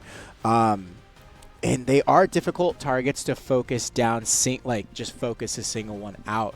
Alexandra showing throughout the preliminaries that he's really good at exerting pressure, dumping in damage onto his enemies. DV McQueen having good positioning skills as well. And Lanjak on that Awakening Sage having the range grab and AoE damage to follow up. Definitely tough to deal with, but with Mamo and Calb and Belly... Dude, I'm going to give it to FOMO. Confidently, I'm going to say FOMO's going to take this, but I do not think it's going to be an easy win. So I will say one thing. I actually think that FOMO doesn't have like the best comp in the world. They just have the best players. They just have really good players. Yeah. They have very, very strong players. Their team's just built around outskilling you in a sense. Literally. And this is the thing is that they ended up doing a lot of scrims. One of the teams that they were scrimming early on was APM Maxers, who did again get knocked out very early, but they were struggling against those kinds of comps where it was a lot of chip damage specifically. Chip damage was really rough to deal with because at a certain point Cal is going to have a hard time trying to engage in if he's already low on HP. So sorry, excuse me, I had to clear my throat. No, you're good. He's going to have trouble engaging in when he has to create pressure. Mamo on that Tamer, he can actually stay in the middle of the ball fight for a really long time due to, Awakening Tamer. Everyone knows it. Iframe Central. It's just so many iframes that they can sit in. And so he can definitely survive. But Belly specifically was the problem because if you can run down this Witch with chip damage, there is not much that he can do to survive. The only tool that the Witch really has to kind of mitigate that kind of damage was specifically Magical Shield. But this is the thing. Magical Shield has a 30-second duration, a 1-minute cooldown, and is specifically unprotected to cast. So if you can sit on top of the Witch, especially after that Magical Shield wears off, he's going to be really easy for the Sage Deadeye combo to kill. But on the opposite side, how is DV McQueen going to survive against Tamer Kuno? I don't know. This is the best Tamer in the game. She managed to catch Busa off guard, so maybe she can do it against Mamo, but it's going to be hard. It's going to be really hard to survive. I never want to fight Mamo, first of all, when I see him in AOS. Every single one of these players are just players that exert so much aura. It can, depending on what kind of player you are, you might kind of overthink going into this. The nerves might get a little high, and I mean, of course, that's only natural because we are in the semi-finals of the match here. Yeah, my vote's still going to go over to FOMO for the same reasons that you said. Belly, Cal, Mamo, just phenomenal players, really good awareness, high skill. Requiem side, they have high damage, but how is DV McQueen about to deal with Calb and Mamo focusing him down? Belly being on Succession Wizard too at least gives him the advantage of having split TP, being able to kite around and move around throughout the fight. So we're just going to have to see how this plays out, but this match should be ready here soon. Are we ready for the game? I believe it's going to be. We got a little bit more time. That's why I said soon. I said soon. This guy said, "Is it ready?" Oh, dude, I'm just hyped up. I'm hyped up to get in there, man. I'm hyped up to get in there. So, this is the thing. The glazing. Listen, man. If you've been playing PvP as long as I have, you've seen these names and around I've for seen years. these names, and I've seen how good of players these guys are. We fought these players. I've fought these players every day. This is the thing. I was helping these players practice and get prepped for the tournament. I was joining in these scrims. I was making mock teams to fight against a lot of these players. These players are insane. They deserve the praise, especially players like the players on FOMO and also the players on Requiem. I want to give props to Lanjak. This guy has not been playing the game for very long. He is, out of everyone here in this entire roster, the newest player, but he is already in the semifinals of the biggest tournament that NA has seen in a very long time. That is huge props. This guy has been learning. He's been practicing so many classes. He's also been streaming. If you guys are looking for someone to find as a streamer, he's been streaming and learning Seraph, Sage, Ninja, everything. This guy, big props to him to be able to make it this far. And Alexander and DV McQueen as well, especially on classes like Deadeye and Witch, which are not very, which have fallen out of the meta, frankly, for a lot of 3v3 situations. Awakening Witch, frankly, never being in it. But Deadeye have definitely fallen off. Sticking to it, doing great, showing that class experience is there. Everyone here deserves the praise. and it's genuine praise. Because if you guys were watching me during the Masterclass console tournament, by the way, like yesterday or was it Friday, and then last week, I was like, hey man, if the guy lost pretty badly, he lost pretty badly. We don't gotta like pity glaze him. These guys, they deserve the glaze if I gotta say so myself. And I think Etsu. Yeah. We are going to be starting here in a bit. We're just waiting here for the match to get set up. Almost, and it looks like things are ready to go, ladies and gentlemen. Chat, what are our predictions on any predictions? I'm giving it to FOMO. I'm giving it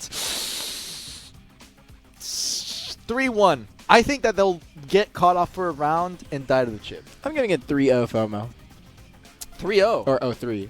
3-0. 0-3. Okay. All right. Yeah. I'm done. All right, let's go ahead and check the match. Ladies and gentlemen, start your engines. It's time. It is time. FOMO versus Requiem, who will be meeting and fighting against PvPs in the grand finals. Cal early engaged to go for the technical right there. Dance with Copper again. That was how they were winning so many matches, and Landja coming in, impaling Flash, trying to do the best he can, go for a CC connection. Does not manage to get anything off right there. Shift down B just going for a little bit of an SA linger. Calb getting pressured out by that dead. He needs to be careful of that max pain. You can definitely get stunned and caught off guard, especially if you go for any kind of etchy grab, trying to connect over on Demon McQueen. Demon McQueen ends up avoiding against a CC! I think it was a connection on a Mamo, so she avoids the grab from Mamo, punishes with a Voltaic, and this is exactly the play that they needed to try and win out this match. Landja going for the impaling Flash. Mamo now has to be so much more careful, trying to go for pressure on the switch. Next connection could be fatal. Belly in the middle of 3, taking a lot of chip damage, though. Alexander is also going to be down to 50%, but Belly's down to 40, although it is a witch, so he can, a wizard, so he can disengage, pop his heal, and get his HP back where he can, dropping the bow light. Just wants to be afraid in case Landjack goes in for a fast engage, but mostly for the SA Linger, and is going to be popping and repopping that magical shield, the magical shield we talked about, so Belly now much more tanky for the next 30 seconds right here. Max Payne comes out from Alexander, trying to go for any kind of CC over in the midfield. It's going to be a bit too far away, though, so no connection. Coming in, trying to go for a damage chip, and Landjack sitting on top of Demon McQueen. They want to play together. They have the shock slows on Landjack, and the 10% HP V from Landjack. Landjack going to caught in the middle. Belly gets caught as well by the witch. No, but the secondary CC's not going to be there. No one's there for the follow-up. Landjack was in V. Demon McQueen couldn't get there. Alexander, couldn't get the follow-up. He's going to get caught himself and forced to V. And the only one with V left somehow is the Awakening Witch in this situation. I'm surprised. 2 Vs out from both sides. Calb ended up being in the middle of the cluster there as well. It was a little bit hard to see with all the effects popping off. So 2 Vs are gone. Speed Spell is going to be up for Belly very soon here, so he will pop down his team just now, and this is going to be a crucial situation for Requiem to try and take the lead here. If they manage to win this first round, do you know how crazy of an upset this could potentially lead to? It's insane, but the run and gun, the Dance Macabre, Calb ends up almost one-shotting Alexander. I think he's going to die standing. He's chasing after him, sitting inside the pillar. The bow line! It's too much chip, the full back attack damage. You have to be so afraid, play so slow when you're fighting against Sakuno. And Alexander just ended up playing too aggressive.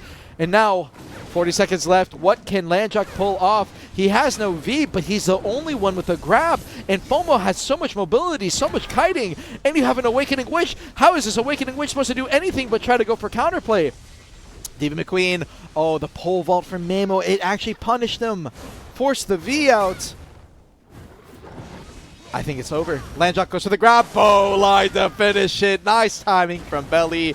Landjack's on the floor. And despite Requiem looking like they were so close to pulling it back, to potentially winning it, it is just one CC, one actual damage chip away by Calb's side to securing the round. Absolutely. That was looking very strong from Requiem. You know, Devi McQueen having that wonderful, he avoided that grab from Mamo and punished it instantly from Voltaic. That was insane.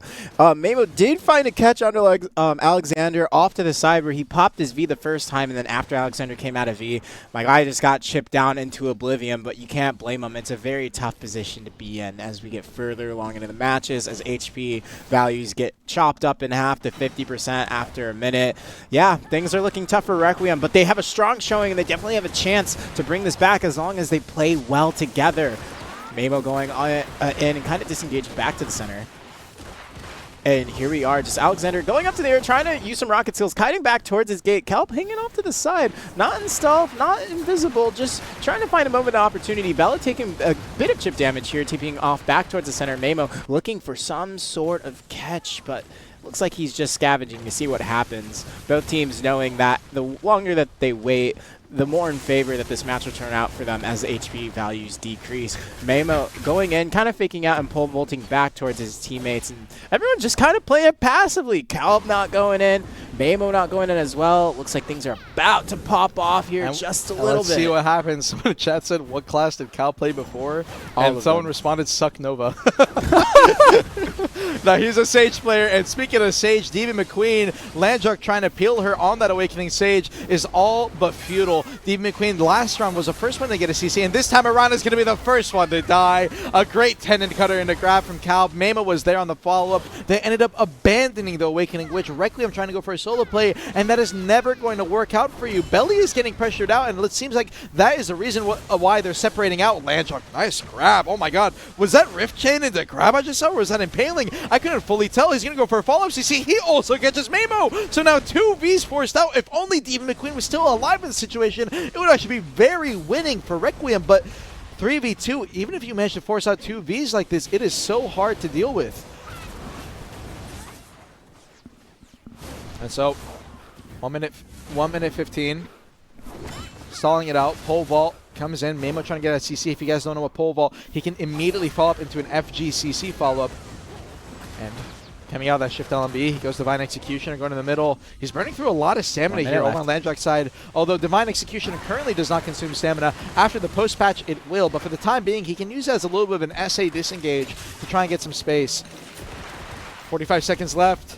Landruck, you have to make something happen. He does have a Deadeye behind him, so it's good follow-up. Oh, good timing from Belly. Landruck tried to go from his Impaling Flash into his Space Bar SA Linger and then grab after the Bolt Light, but it was just too strict of a timing, especially with Calb on the peel. He gets forced to V. Alexander now with 30% HP. The chip damage is just so hard to deal with. Akuno onto a Deadeye is one of Deadeye's worst matchups. It just has so much mobility, chip damage attached to all of her movement, and especially with Sukuna being such a strong class right now. The Dance Macabre back attacks, he's so good at landing those. After all, Sage, it just teaches you to get to behind your opponent's backs. 5 seconds left on the round. Calb showing his strength. Team FOMO showing their strength. Belly showing some immaculate kiting, by the way. I have to say, Belly's kiting is crazy. And you got to keep in mind to be able to deal with the amount of pressure being exerted onto you while still kiting back and dumping damage and CC catches as a counter at the same time. That's a lot to do. There's a lot of camera turning involved there. There's a lot of 180 turns. Yeah, and just like an example of that, Belly had a really good bull light onto Longjack's Impaling Flash grab attempt there. He's just really good at reading the entire situation and seeing what's going on. Yep, like we said, FOMO's team, while they might not have the perfect team comp, they might just have the perfect players to pull this off. And for those of you wondering if this is NA versus EU, no. This is the NA tournament to decide who it will be the winner and go on to fight the EU team at the Heidel Ball in July. And this is our semi-finals. Whoever wins this will be going on to fight PvPs, and FOMO currently looking like the team to go into our grand finals here, leading to Caster showing. Curse. Hey, I gotta do my best. I gotta do my best. Stop I gotta make it Caster longer. Curse. Belly kiting away. FOMO looking like they're going to be the grand finalists right here. Mass TP, good timing. Landruck ends up missing his grab as a result. He's going to be spacing away. Tries to go for a float right there. Comes down from his flow. WQ, no CC attached to that though. And no one grabbing, punishing. It looks like they're going to space away and go back to help Belly. This is one thing about Team FOMO. They have so much mobility. While Belly's kiting as well, you have a Tamer to deal with and a Kuno grad to deal with on top of it. Good connection. Oh my god! Diva McQueen stands up. I think she maybe PA'd. No, she didn't. And Calb got punished by the Impaling Flash in the middle of 3, but Mamo's there. He gets the CC, the bound on the Tamer, the core skill punishing Diva McQueen. Follow guard greeting too hard, forcing out the V earlier and getting the kill. Now it's Landruck Alexander again against 3. We already knew it. FOMO, their comp is just so much better than this Requiem comp. All the players here are very strong, but a team with an Awakening Witch, a Sage, and a Deadeye is purely built on damage. And Team FOMO, with so many iframes available, you can't really chip them out. It's a really good situation. Sorry, Requiem team is a really good comp into things like maybe a Gauntlet, maybe a more SA-based class like another Deadeye, maybe a Blader like an Awakening Musa, but into Kuno, Tamer, and even Caster. Succession Wizard and Succession Witch, you have so much spacing available. It's too hard to deal with. And now, with no V available on Landjock, he is playing his life out here. Any CC he goes for, he's going to be met and mashed with a Kuno right behind him, a Bolide from Belly getting chucked on top of his head, and every form of CC looking at him because Alexander on the Deadeye is not as much of a threat. There's no grab opportunity, and everyone on FOMO understands how to play their iframes and how to play their essays. Alexander is just getting chipped out. Oh my god, it's not even that he's not a threat. He's just a victim. Mamo and Calb are just running him kind down. of a bar. What do you do at this point? 30 seconds. Belly's facing away. Earthquake evade. Alexander's down to 5%. I'd love to see if we can see his POV because this is looking rough. He's facing over to the opposite side of the pillar. I want to sit on top of it. You can just see what can he do, man. He's going to sit on top of the wall and the Dance Macabre, the Calb Classic, I want to call it, to win it out 3-0. FOMO are going to be your grand finalists. Definitely. That is...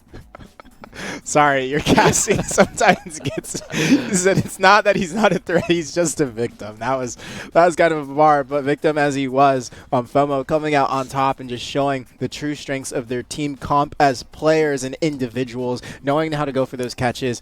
Lambjock, I want to give a shout out to that guy on his team though, even though he was forced to be in a 2v3 situation, he was still getting really good catches and almost bringing things back for his teammates. Calb, really good grabs onto DV McQueen. We kind of predicted this. It was going to be hard for DV McQueen to deal with the Awakening Tamer and the Konoichi as well. And I couldn't do anything. There's nothing you can do. And I don't blame DV McQueen for that, but it's just really tough. You're fighting Mamo at all. No, I don't blame him. Again, Belly, every single one of those players, it felt like every single player on FOMO had a really good catch opportunity, had a really good play. Belly with a mass TP in that last round to avoid Landjock's grab at the last second. That was kind of crazy. Just overall, really good plays here today.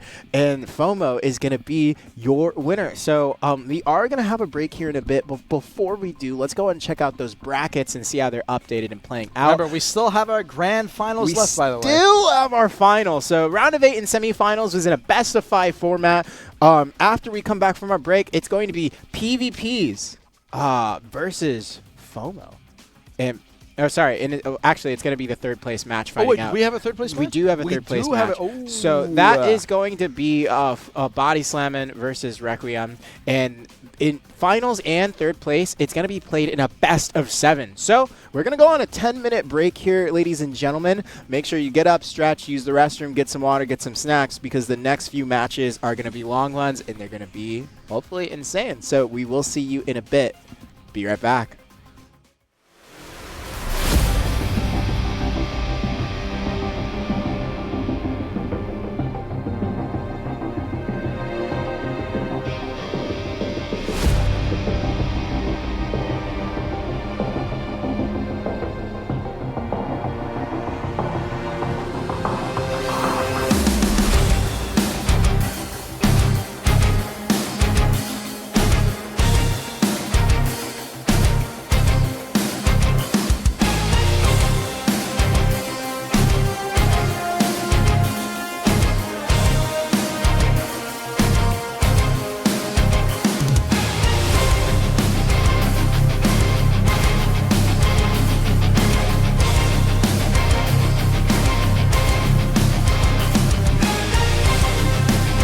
The return of Area 51, Alienware's highest performance desktop yet, equipped with powerful Intel Core Ultra processors.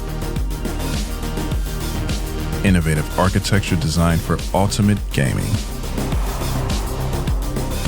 Engineered to evolve alongside your game. Encounter the legendary Area 51 at Alienware.com. A new chapter in this land's history shall be written by our own hand. Fight! Fight for Pywell!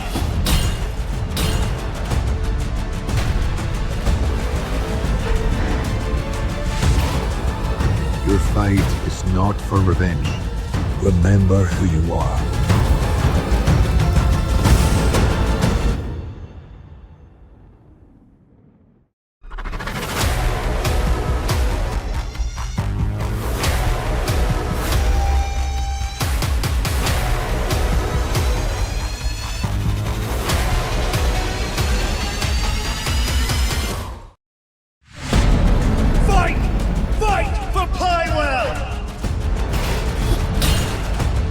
Your fight is not for revenge.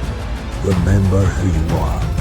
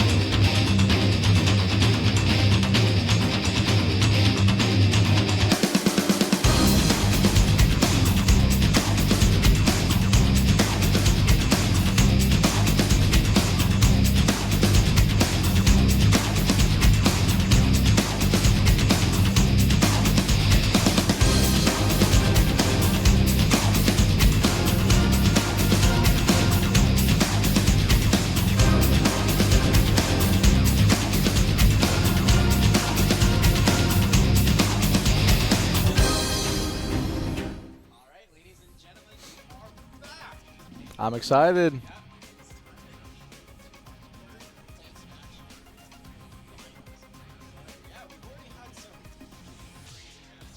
Into this tournament, especially the last one. Sorry, ladies and gentlemen, we are back from our break and we are ready to go right into the tournament. That's the second time It's all right, we bro. have to unmute the Dude, mic. nerves are high today. Even for us, I'm getting nervous watching these matches. Is what it is, man.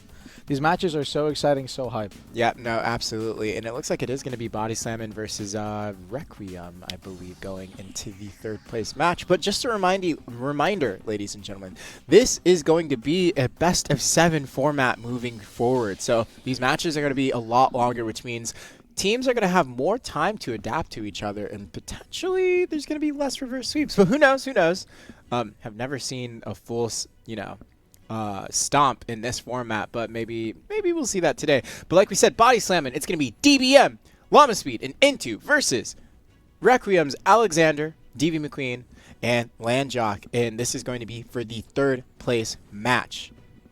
Yeah, I mean, this is going to be an interesting match. Remember, again, third place match means that these guys are fighting more so for higher tier rewards. And I think every single one of these players wants to get access to the higher crons, the higher pearls, and everything involved. And absolutely. For third place, it's 1,500 pearls. Yeah, and so that is a lot of pearls. I'm not going to lie. I mean, compared to first place, not as much, but we don't think about that. But 15K, you can buy a lot with that. But the main thing is I want to talk about the matchup. Warrior into Witch and Deadeye. Now, historically, a lot of people look at Q-block classes and they're like, man, this class is going to run over this non-grab SA class. But I don't think that's going to be the case here. Although Warrior's gotten a lot of changes over time with getting more super armors and access to like mobility and everything, it is going to be really tough in this 3v3 with both of them sitting on top of you as you're trying to grab the Witch potentially and the Sage behind you, pressuring you at the exact same time. But we're going to have to see, again, it's going to come down to Into. This guy, he wasn't able to do a lot in the last series they played, but he can definitely get a lot of punishes onto the Sage's FGs. Absolutely. And we did see in Requiem's case when they were fighting off against other teams, DV McQueen being the target where he's going to have to deal with Llama Speed and DVM, potentially running at him and throwing grabs. But like you said, Armin, the damage in general, not only from the Awakening or from the Witch, but from the Deadeye and Sage can be pretty deadly too. So we're going to have to see if DVM and Llama Speed and Into are able to single out DV McQueen fast enough, or if it's going to be in favor of Requiem moving into this match. But we are going to have to wait and see. Looks like our match is just almost about to be ready, ladies and gentlemen, but it is looking like it's going to be a good time today. Again, this will be the battle for third place before finals. With that being said, it looks like we are ready to go. So we are about to head in, and things are going to be, well, hopefully we somehow get like a game 7. Game 7 would be crazy. Game 7 would be pretty crazy in this situation. I'm curious to see, though.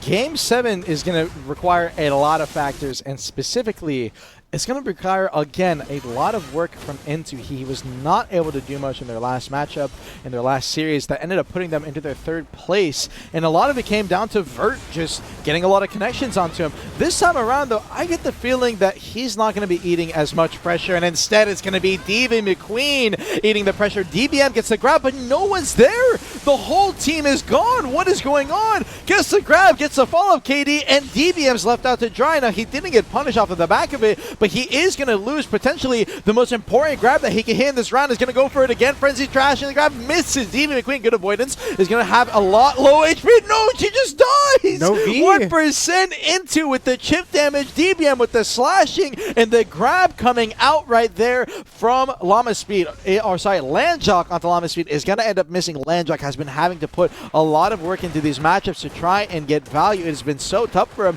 but he's been doing a pretty good job so far, not losing a lot of his Vs, not losing a lot of pressure, but getting left. Well, actually ends up being, it seems like he ended up going in 1v3 while Alexander was still off to the side trying to get some stamina back, and now Alexander is going to be forced to be. No, he just dies without being. There's miscommunication going on here. There's nerves at high stakes. Requiem is falling apart. That's 2 players without a V. Alexander and DV McQueen getting chipped out, not managing to either use V or just deciding not to. But like you said, Armin, tournament nerves can be very high in this situation.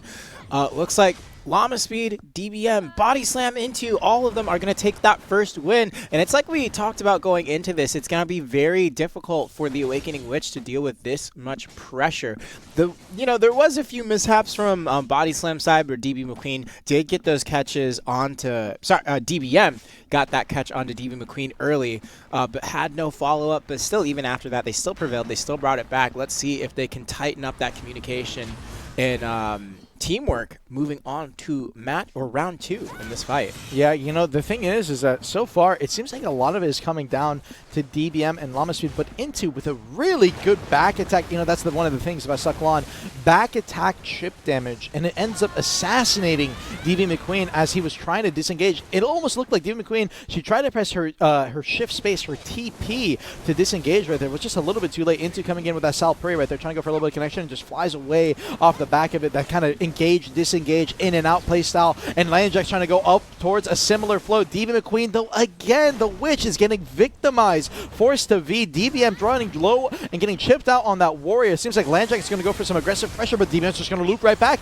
Sees DB McQueen out of the V, is going to use elementalization, trying to space away, is going to get grabbed right away, though. We're still just leaving the Witch to die. Guys, we got to help our Witch. Requiem, again, left in the 2v3. You're going to see Impaling Flash trying to get a punish out over on the Llama Speed, but Llama Speed is just another Sage. He knows how to play the mirror matchup. Is going to space away. Landjack getting pressured out by 3. He's going to be shifted on B. Divine Execution his way. Impaling Flash once again and going for Into. Intu's out straight out though. Goes in the middle of the pillars. Alexander's just going to be on the outside again. Is Landjack going to be left alone once more? 1v3. Gets grabbed. DBM puts him on the floor. Forces out the V. Alexander cutting away. Goes for the max pain. Trying to get a connection over onto Into. It looks like he didn't manage to get the stun or potentially the CC follow-up right there, but Alexander's running low. Llama Speed is going there with the pressure. Landjack's going to try to peel this a little bit. They have their backs against the wall so that he can go for FGs where he wants, but that is not going to matter much against Impaling Flash and a Sucklon sitting on top of you. He is getting teabagged right now with how much damage pressure he is eating. Down to 10. The final chips coming in. Llama Speed is going to be right behind him. Can he get any kind of punish before he ends up dying? No, it's all in vain, and Landjack I don't think a 1v3 is going to be possible in this situation. DBM has been doing such a great job hitting grabs, holding that Q block, walking towards, and just aura farming on this team. It's a 2-0 more than likely here unless Landjack pulls off some wizardry. Yep, absolutely. Like you said, Armin, DBM just being the MVP here, finding those grabs, exerting it. Speaking of, he just finds the final grab onto Into or Landjack. But yeah, DBM just doing a good job sitting on that Witch and pushing him away. But like you said, Armin, if Requiem wants to stand a chance here, they have to do something. They have to back up their own Witch. Did you see that? You see Intu's pulling out the flag? Did you see that? I didn't see that. He's flagging in the middle of these. But Requiem's kind of treating DB McQueen as if he's not really there anymore. Like, he's getting pushed off to the side. DB McQueen's chasing the TPs. I don't know if it's a miscommunication. I don't know. I said that Requiem's got to pull off some wizardry. They got to pull off some witchery because they have been getting punished. And Into from spawn flies in and catches DB McQueen right out of the gates. The gates hadn't even come down yet. It was 3 seconds in, and now with no V, instantly forced to pop the mass TP, running away to the opposite side, goes for the Voltaic. There's no CC attached. Elementalization now still has the DB, but it's too late. She's already dead, guys. It's not even 30 seconds. At least let her press some buttons. Llama Speed's gonna get caught as well, so at least it's a little bit of a trade, but it's a V for a life, and I don't know how you're gonna run down a Sage with Deadeye and another Sage. It already takes so long for a Sage to catch another Sage. They have mirror skills. It's going to be a hard connection into Gray CC. It's going to catch on the Landjack. The Katie's there to follow Llama Speed with the damage. You saw Landjack's HP. It dumped from 80% to 20 almost instantly. And now no V available on either player. Body slamming. They aren't treating this like a third place match. They're treating this like this is a prelim, like an open bracket, like they are fighting a couple of chumps. Yeah, I honestly don't have much to say. It is looking like this is going to be 3 wins over to Body Slamming already. Just playing very well. Into with that catch onto DB McQueen at the start of that round. My guy didn't even have a chance to breathe. Yeah, and Landjock caught out. Llama Speed got CC'd as well, but it looks like they were too low. Landjock couldn't come in and go for any kind of punish, and now Impaling Flash is going to use it to space away a little bit, but Into on that Suck Lawn has so much movement, it's just going to be permanent chip. Landjock's out of stamina, out of the flow interrogation. He has to S-block. The damage is just right behind him, though, and Alexander to boot. It's a 3-0. It might be looking like a 4-0. I think I said there wouldn't be a 4-0, huh? I mean, I did say a that. 4-0 It's crazy. crazy. It's crazy. It's kind of crazy. It's actually... I don't know if it's what Body Slam just locking in or Requiem just maybe... They said maybe you guys didn't get to see our full potential yet this tournament. Let's bust it out the third place match. And that they do. Each and every single one of these players. DBM... wonderful grabs, wonderful pressure, but Into also having a chance to shine as well in this match, and as well as Llama Speed just finding that disruption and grabs as well. Into going for another wraparound outside the gate. You can see the Voltaic Pulse comes out instantly from DV McQueen because he's trying to predict that he's going behind him. Doesn't quite find it. Tries to do spin damage on the back, but ends up moving out. DV McQueen dashing to the side. Actually gets put on the ground without grab. Gets CC'd. There is no re-KD follow-up, but he is forced to V as he stands up, and he's out of the fight. Into trying to find some sort of opportunity off to the side, and there's DBM looking for DV McQueen, looking for that grab. DBM finding the grab onto DV McQueen. CP, he knew exactly where he was going to go. There's a great slash. There's a slashing the dead. And it looks like DV McQueen is taken out of the fight. And it looks like, this is just rough. It's a bloodbath. I don't know how you can watch this. They do manage to get a connection onto Into, so maybe after the end of this V, they can go for some kind of grab play like Vert did against this team earlier on in their bracket. If he but landed that, DBM has just been playing so clean throughout this. He ends up missing his grab right there on the Divine Executioner startup, but he's still keeping pressure on Landjock, and Landjock is just missing his grab. Good chopping kick to space away. Goes Solar Flare, trying to go for the balance strike to go behind Landjock with an armor break stiffen punish, but is not going to be able to connect. DBM, his grab once again available. I can see he's hunting. He's looking for blood. He's trying to connect onto a grab. Into has to be careful going for these engages, though. He is the only one without a V, so if they get him on the floor, they can end up killing it potentially, but maybe it just sets up for an opportunity for a peel window for the other team. No. DBM is going to get the punish on the Landjock. He's going to force his V. It's Alexander in the middle three. He's going to be. DBM goes forward. There's an overwhelm. Goes into the heavens. He's not going to manage to connect. He's going to be using his Robomb right there to try to space away a little bit. Charging Threats gets grabbed. Landjock, this is a good opportunity, but it's a warrior. He's going to be really tanky. He's going to be safe, though. Does not want to take any kind of risk where he ends up dying immediately standing. So that's now 2 Vs. Requiem may be having a chance to pull this back. 1 minute timers. Impaling Flash almost ends up hitting Alexander, but he's going to be completely fine. He will be slowed off the back of that, though. Divine Executioner, DBM keeping up spacing. Solar Flare goes into the Reckless, burning onto Alexander, then Impaling Flash. He gets a stun over onto Llama Speed. No, he's going to be down to 1. That's what's going to be happening, and he's going to be dead. It's just Landjock against 3. This would be a miracle. Solar Flare overwhelmed, the slashing to boot. He's going for the damage chip. Landjock just desperately trying to get his stamina back. Dashes forward. The max range grab attempt. DBM says, I know you're spacing. You can't hit me from there. And with 30 seconds, it's all over. Body slamming 4-0, showing the 3rd place. Wow. That was a stomp. That's all we could really say. That's a stomp. That is a stomp. In that team, DBM, clean grabs, clean disruption, even Into, again, MVP play with him coming straight out of the sky like a typical sky rat. That was crazy. That was I mean, that's one of those moments where you just don't think it's going to happen to you in a tournament. But yeah, no, you don't at all. My guy comes right from 10 clouds up, slams down, takes out DV McQueen. And like we said, going into this matchup, this class, Awakening Lich, while it does have tons of supportive damage, it is very susceptible to being run down. It's already a struggle to deal with one grab. You can try and fake it out and space yourself out to dodge it. But when you're dealing with 2 and a Sky Rat, aka Succession Lawn, it is suffocating, and you pretty much have to play. You have to play perfectly, but not only you need your teammates to always be there 24/7 looking out for that, and that's just a really tough team comp to fight. But once again, BODYSLAMN is going to be your 3rd place victors for the NA Regionals. Yeah, pretty exciting stuff. Let's go ahead and check out that bracket update, see how things are looking out here. And yeah, 3rd place is going to be BODYSLAMN. Now, ladies and gentlemen, we are setting it up, but we have finally made it to our finals match. This is going to be PvPs, aka Vert, Smoked, aka Liger, Pinks versus FOMO. FOMO being Koze, Belly, Calb, Mamo. So it's going to be very interesting to see how this plays out. A lot of these players on both teams have tournament experience, high rankings in AOS, and yeah, this should be a really good one, honestly. This should be a really good match. Yeah, and I'm excited to see how this is going to play out. Both these teams have been showing some crazy high-level gameplay, and specifically, we have a Suck Kuno Mir in the grand finals. That is some exciting stuff. Let's take a look at our matchup really quick right here. Yeah, let's take a look at the matchup again. It's FOMO PvPs. And like you said, Armin, we got Kuno, Ichi on Vert, but also Kuno. Yeah, Kuno. Oh, it looks like there's no Kuno Wait, here.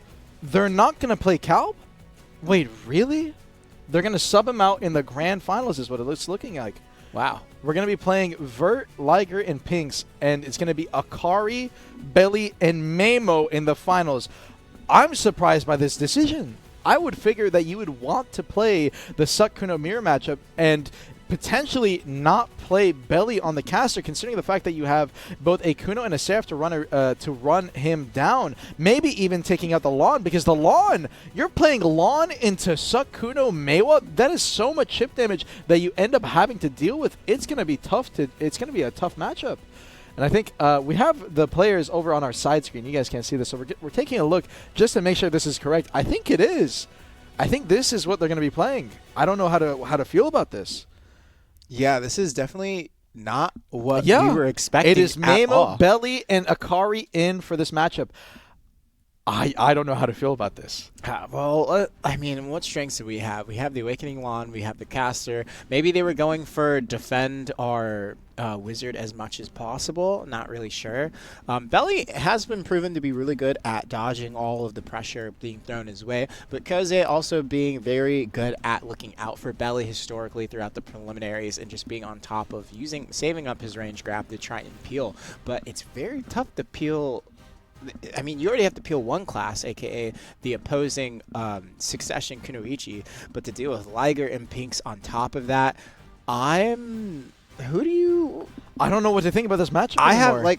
I did not, out of all the matchups, I did not think about this one being a possibility. Well, I think this goes to PvPs. Yeah, I was going to say, it's looking... Assuming they can play this correctly, what's going to happen here is that PvPs can play the kites, and towards that last minute, as long as they're popping their buffs and they're pressuring Akari, there is nothing that Akari can do to just prevent himself from taking too much chip damage and potentially losing his V or dying in that last minute.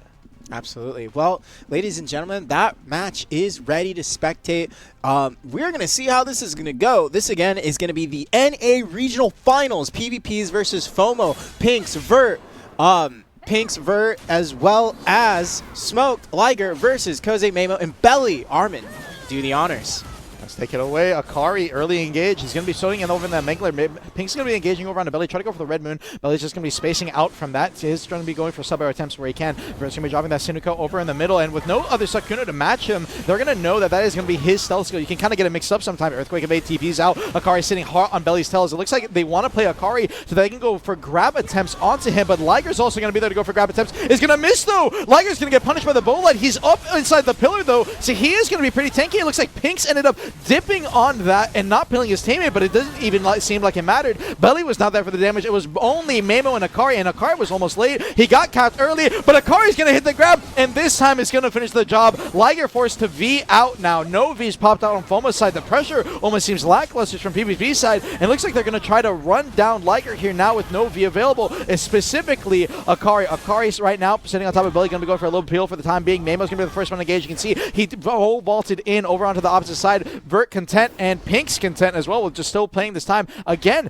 the strategy from PvPs here is that they're going to wait time. They're going to pop their E-buffs on that last minute. You can see they haven't popped anything just yet, and they're going to go for a hard engage to try and chip out either Belly or Akari. Vert going to be sitting over on top of Belly, goes for the Shadow Stomp right there, goes for the peel. Gab timing comes in, is going to be TP'd out, and he checks a Fireball to punish the grab from Vert. Vert V'd! Oh my god, a little fade away from Belly. I didn't know you had Ball like that. Forcing the V out from Vert. It's now a 3v situation. Pink's got caught as well, and it's going to be a dire situation for PvPs. How can they turn this around? They still have their ebuffs available if they want to try and go for some kind of damage chip play, but now the risk factor is so high with all of these available on FOMO's side. Ebuff and PA have already been burned out from FOMO alongside their absorb, so no more team buffs to go and rely on. Flash Slash Vert's going to be the first one to engage. Akari's going to be popping his ebuff now to try and go for the trade. Mamo's going to get caught out and get forced to V. It looks like Vert might be caught him with the Flash Slash. Vert's going to get caught out. Belly with the solo kill, but Liger's going to go for the counter grab. He still has V though, and he's going to get grabbed. Akari says, I'm here to peel. It's only Pinks against 3, and this Mamo is so team reliant unless he ends up one-shotting Akari. Okay, Tiger Blade pop. Can Pinks on a suck Mamo pull this around? There is no Vs for him to have to deal with, but both these classes are perma SA, perma iframe. Where's the gap that you can look for? Going to go for the subber over on a Mamo. Mamo's going to be challenging with a Scratch right there. Needs to be careful of the D-bite. He definitely can't get caught out during the timing of that as Scratch does penetrate follow guards. Pole ball going for the full SA linger. Slows are applying from Belly. It's so rough to deal with. 19 seconds left. Maybe he can pull this off if he had enough more time, but I don't think he just has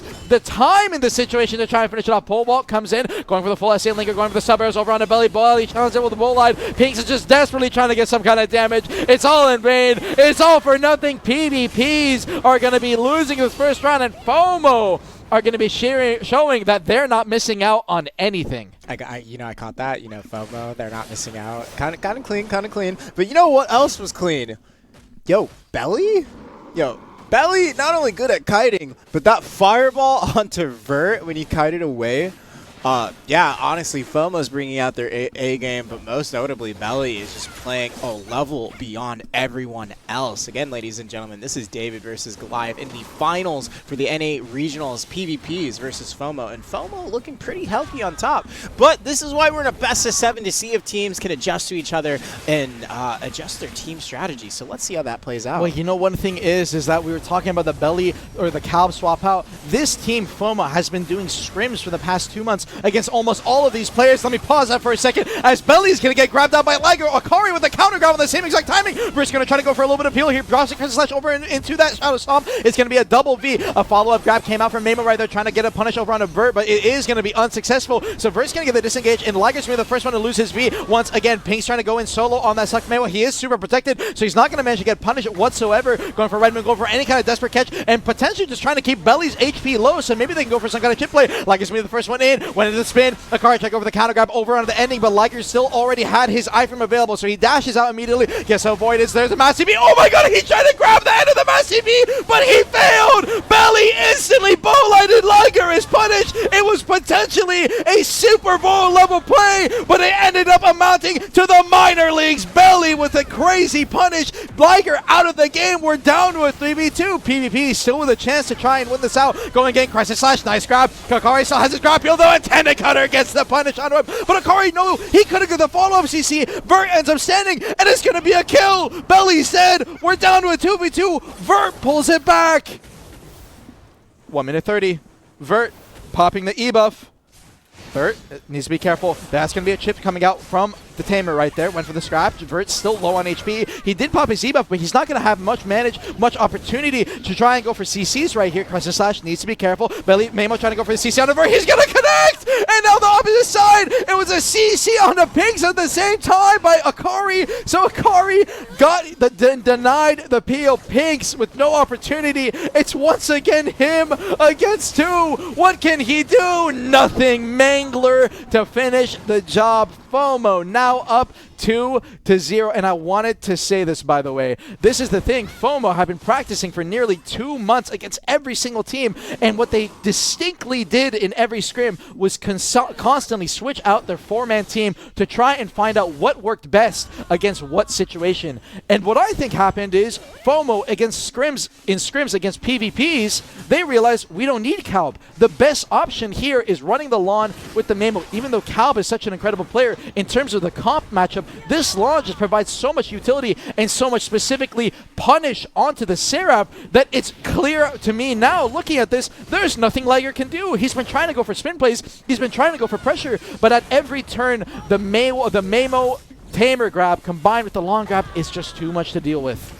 Absolutely. I do want to make one quick clarification for anyone confused at home. Whenever you hear Armin say Liger, that is smoked. It yeah, whenever you hear Trying him to say, go for a grab. It did not connect. Yeah, sorry. if you guys are curious, Smoked is Liger. That is his name that everyone goes by. He actually is a streamer, funny enough. Yeah, And yep. Video content creator. Also, Akari, as you have been saying a lot too, instead of. It is Kozie. It is a Kozie. Yep. And now, with that third round here, Akari coming out, landing from that flight, trying to go for any kind of CC. He did go for the Griiiiiim, but Vert was challenging it with the flash slash at the exact same timing. So that is going to be SA into SA CC trades on the exact same timing. Vert just trying to stay protected. He popped this Fox Claw right there. What you're seeing Vert do is Sukuna has a specific class mechanic called the Shard System, and it gives it specifically bonus damage on 2 skills, Dance Macabre and his Wheel. And that right there that he just popped is his Dance Macabre. He's going to want to try to use it specifically when he has 3 shards pop for chip damage. That is what Cal was doing earlier when FOMO was playing, and now PvP's Vert has to try and replicate it against the team that used it to win multiple sets. Can Vert pull it off? That is the real question here. He's been doing his best. Tries to go Tenon Cutter, go step into the grab to avoid the Bolide right there, but did not manage to connect. Belly already TPing out on that instance. Redmond, oh my god, good chip damage coming out from Binks. Back attack, Belly getting chipped down low. TP instant 1 tick on the Lightning. He could have got punished right there, but did not. Good timing from him, I have to say. And we're going to get a little bit of a reset. 1 minute 50 seconds. There's no Vs popped out just yet. This is going to be a long round. Both teams are playing slow. They're playing methodical. They're playing for timings. And as I say that, Belly's going to end up having to pop his PA and his E-buff. So in a dire situation, down to 10%. Vert trying to go for the grab. Did not manage to connect. It's going to be Pink's popping his E-buff as well. They're going for the full chip damage setup. 1 minute. This is exactly what I was talking about. Goes in, stub arrow. Belly getting chipped down a little bit. Akari's going to get CC'd by the sub arrow. Good timing. And on the same timing, Pink's came in and tried to green for the damage. It looks like he got counterplayed. Forced to be out. TP goes out. Liger trying to go for the grab right there. It's going to be overcharged. Akari's coming out, and this is the game plan. This is a strategy. Akari's down. Too much chip damage, and now PvP's, their whole game plan will be to run for the next 30 seconds. They have to stall it out. They have to space away, and this right here is why you would not want to run Akari on the lawn, because he is the only class that could realistically die to this level of chip. Now still, Pink's on that. Meiwa has to be careful. He definitely can get chipped out. Vert also running for his life. He can get caught out of his Tenon Cutter or certain timings where they may be a little micro gap that he can get punished in. But right now, specifically, the problem is that he's running out of stamina and he's running out of items to rely on. No block jump available. 0 seconds left. It doesn't matter. PvPs, they stall out the clock. They're taking the heist away. 1-2. We have a match on our hands. Absolutely. And again, some people are asking in chat, who's Akari's? Armin is referring to Koze, by the way, on FOMO's side. He's just known as Akari's throughout the PvP community, famously. But yeah, PvP's doing a good job playing that final round and realizing that the best thing that they can do is play to chips. And like you said, Armin, Koze being the most vulnerable target in that round 3. Belly had good kiting, good chip damage attempts from Koze's. Vert wasn't able to find grabs, but he realized he could play for chip and disruption. But yeah, just phenomenal gameplay, and it's very interesting to see as time goes on how each team adjusts to each other. And now, with the 4th round starting up, you can see it's such a frenzy in the middle. Vert's going to be the first one to get caught. Oh my god! He beat him 5%! I don't think he expected that level of burst damage. He's going to be so low, they might be able to chip him out and kill him instantly out of the V. Coming out over behind the pillar, down to 5. Memo's on his tails! You can see how Pinks is trying to peel him out, but I don't know if he can survive this. Down to 10. He's going to heal up just a little bit. Belly also is going to be coming in for the pressure. You can see Akari's coming in for the follow-up. He's going to put his back against the wall, goes into the Shadow Explosion. I want to sit on Vert here. Can he survive this? Back against the pillar. He already went into stealth. It's going to be in Sudoku though. And the thing is, Memo knows Sukuna. He knows that when Sudoku comes out, he's going to be in stealth right behind us. So he's going to force him out again. Block jump. And at this point, Vert may just potentially be in the clear. Healed back up to 50%. It's going to be a full reset. And the timer, once again, is going to start to tick. Pigs with a catch on Akari, but Belly with an even better PA on top of Akari's head. Gets the full peel. Pigs forced to V, and it's going to amount to nothing. They lost on that situation. All they got was a PA, and they lost to V in return. PvP's not looking like they're in a good spot. Put on the ground. Who ended up getting CC? It looks like it was Belly. Potentially a grab coming out of Liger right there, or Vert is going to force the V, and now Vert is going to take this as an advantage. He says, I need to go aggressive. Pops the E-buff. They want to go for Chip Memo with a grab onto Liger. He saw his V, though, so they're not going to commit, and they're going to counter play onto Vert. Vert tried to come in for the peel on the Liger while he still had V. Caught on the same timing. They didn't care about Liger. They go for the kill on him. Belly caught on the same time. Middle though. Double V, double kill, 2v2. We have a match. 1 minute left. Pinks, Liger, Akari, Mamo. Who will be the winner? We do have 2 grabs available over on FOMO's side, but this is a Seraph grab. Arguably the strongest grab in the game. So can he make a play? 50 seconds. Early engage comes out from Mamo. Liger's going to be spacing away. Gets to the opposite side of the pillar. He's going to be holding off. Pink sitting right next to him. He's going to be going for Q blocks. He specifically wants to look for stub arrows. Liger's be the first one to get. Akari dodges in and counter grabs! Although he still has his V available, so he's fine. But a crazy play from Akari, and now with 30 seconds, HP bars are low. The deadly disc catches Pinks. Liger's coming in trying to peel. The grab attempt from Mamo is going to end up missing. Can Liger pull it off 1v2? I don't know if he can. Engage. Solar Flare goes to the spin. They know he doesn't have grab, so he can't go for any kind of peel.